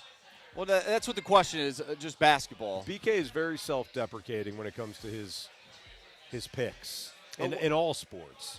Wasn't there a pick yesterday that Tanner said that Arkansas might go down? Yeah, he That had some. didn't What else happen. did he? He had something else that I thought was ridiculous. I can't remember. Was T-Bone, it Wisconsin? No. No. St. Mary. That was me. That was I said St. Mary, that was Dodie. you. Thanks for reminding me. that was reminding you. me, Dodie. No, that was not him. He actually made fun of me for that pick alongside literally everybody else. But that's fine. I mean, listen, we all you got to call some of the upsets. Now, unfortunately, none of us did. I had VCU. I had Idaho. I had TSU. They didn't compete actually. My only good pick thus far has been Texas. That's it. Well, they got an extra game, Anthony. They were revved up. They were hot. Did you have Texas winning yesterday? No. Nope. Thank you. No. I didn't. That's the only I gotta look at my bracket again. That's the only upset I predicted, and they were only like a 2.5-point dog, so it's not like they're that big of an upset. I think I'm 18 for 24 right now. That's not that good. Nope. That is not good at all. Let me I take bet a the board pick is about to tip off, though. Man, I see a bunch of X's on my bracket right now. That's why you need more than one, Marshy. Oh, my gosh. Who did I have? I had BYU going far, too. Oh, jeez.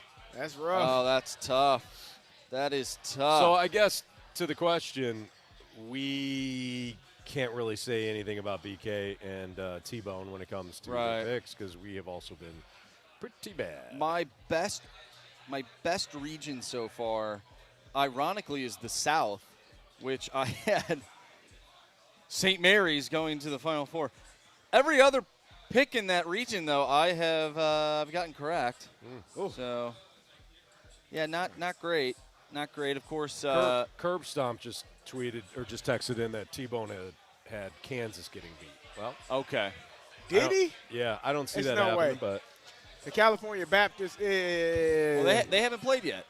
I'm saying he had them getting beat by California Baptist. Yes. Nah, I had them getting beat by St. John's. In I the do second too. round. I do too. Yeah. You guys want a little fun fact here? Sure. If we remember, which you might not, because I had to really go back and think about it. Back in December, one of my bet the board picks was California Baptist plus 20.5. I do remember that, and you were all about it. I was all about it. Did they win? No. Well, no, they didn't win, but I needed them to cover by 20.5. I believe they played BYU. Did they cover? No, of course not. They got I remember They got crushed. You almost sold me on it.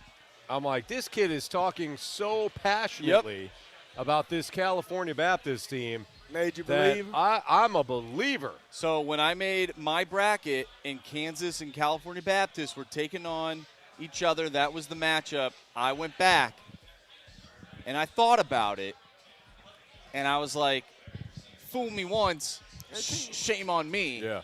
Fool me, can't get fooled again. Can't get fooled so I again. went with Kansas. Good for you. Good. Excellent. All right. Let's put a bow on this show, shall we, guys? What we learned. 3 stars of the day next on 101 ESPN.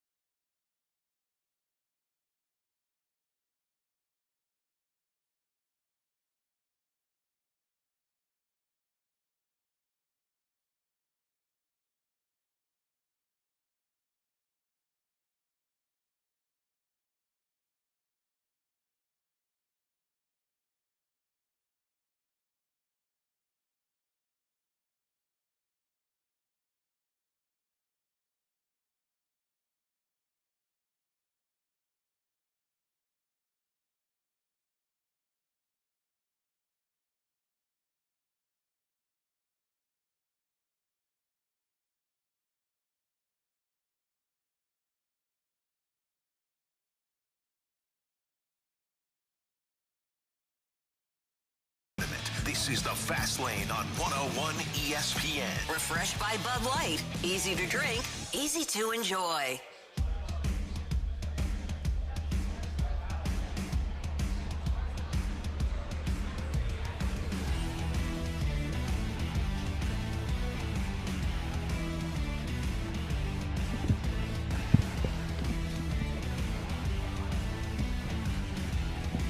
If you miss anything from today's show, you can always download the podcast available at 101ESPN.com or via the 101 ESPN mobile app powered by Dobbs Tire and Auto Centers.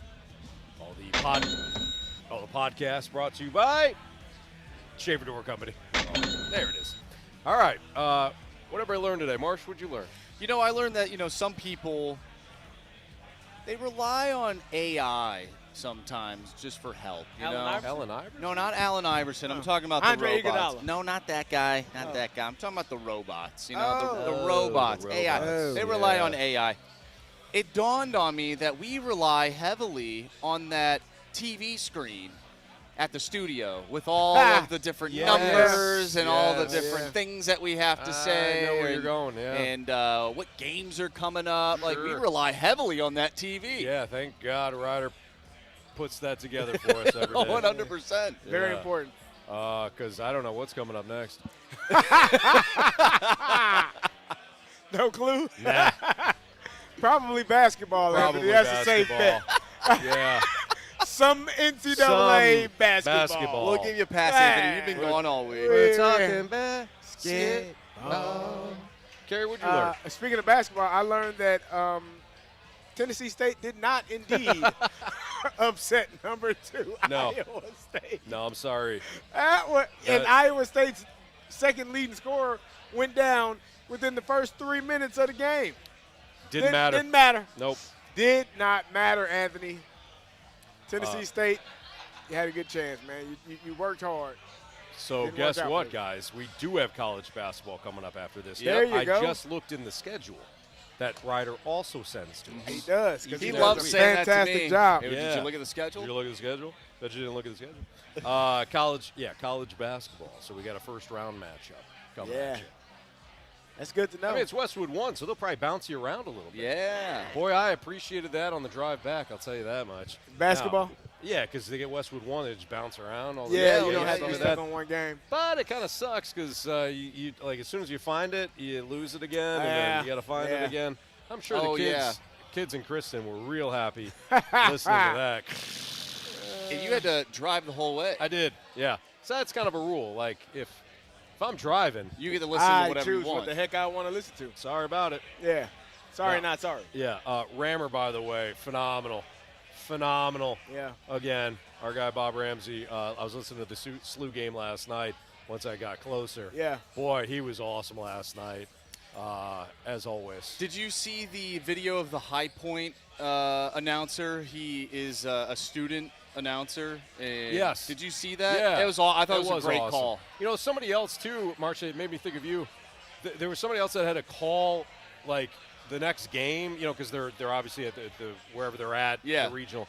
I can't remember who it was. It might have been the North Dakota State. Yeah, he called that one, and then he had to call the very next one because they needed somebody in a pinch, and I think he called the SLU game. Oh wow. Again, I might have my games mixed up. Anyways, do you want to do some 3 stars? You want to tell us what you learned? Oh yeah. Yeah, what I learned is that if you come back on a Friday after you've been out all week, people in the snake pit will question your sanity. They do. Yeah, they were. They were real. The hell is wrong with the you? hell is wrong with you? All right, 3 stars. Yes. It's time for the Fast Lane's 3 stars of the day, presented by Circus Sports. No bet fees ever with the world's largest sports book, now at your fingertips in Illinois and Missouri. All right, our 3rd star of the day goes out to Chuck Norris. Yeah. Chuck Rest in Norris. peace, Somebody Chuck. on the text line said that he did not die, but life was just scared of him. Yeah, that makes It sense. was something like that. Yeah. 2nd star of the day goes out to our listeners. Yesterday they were the 1st star. Today they're the 2nd star because someone in the snake pit said we already know what the 1st star of the day is, and that goes out to Corey Davis. Whoever that guy is. He's a receiver for the Titans. Yeah, there you go. Thank you to Dodie Rollman for getting us set up out here. Our on-site engineer, Bradford Bruns, did a great job back in the studio as well. We thank you to Ray's Sports House for inviting us out here. This has been phenomenal as well. Our guy, Tony, as well, setting everything up today. So we out. Everybody have a great weekend. See you.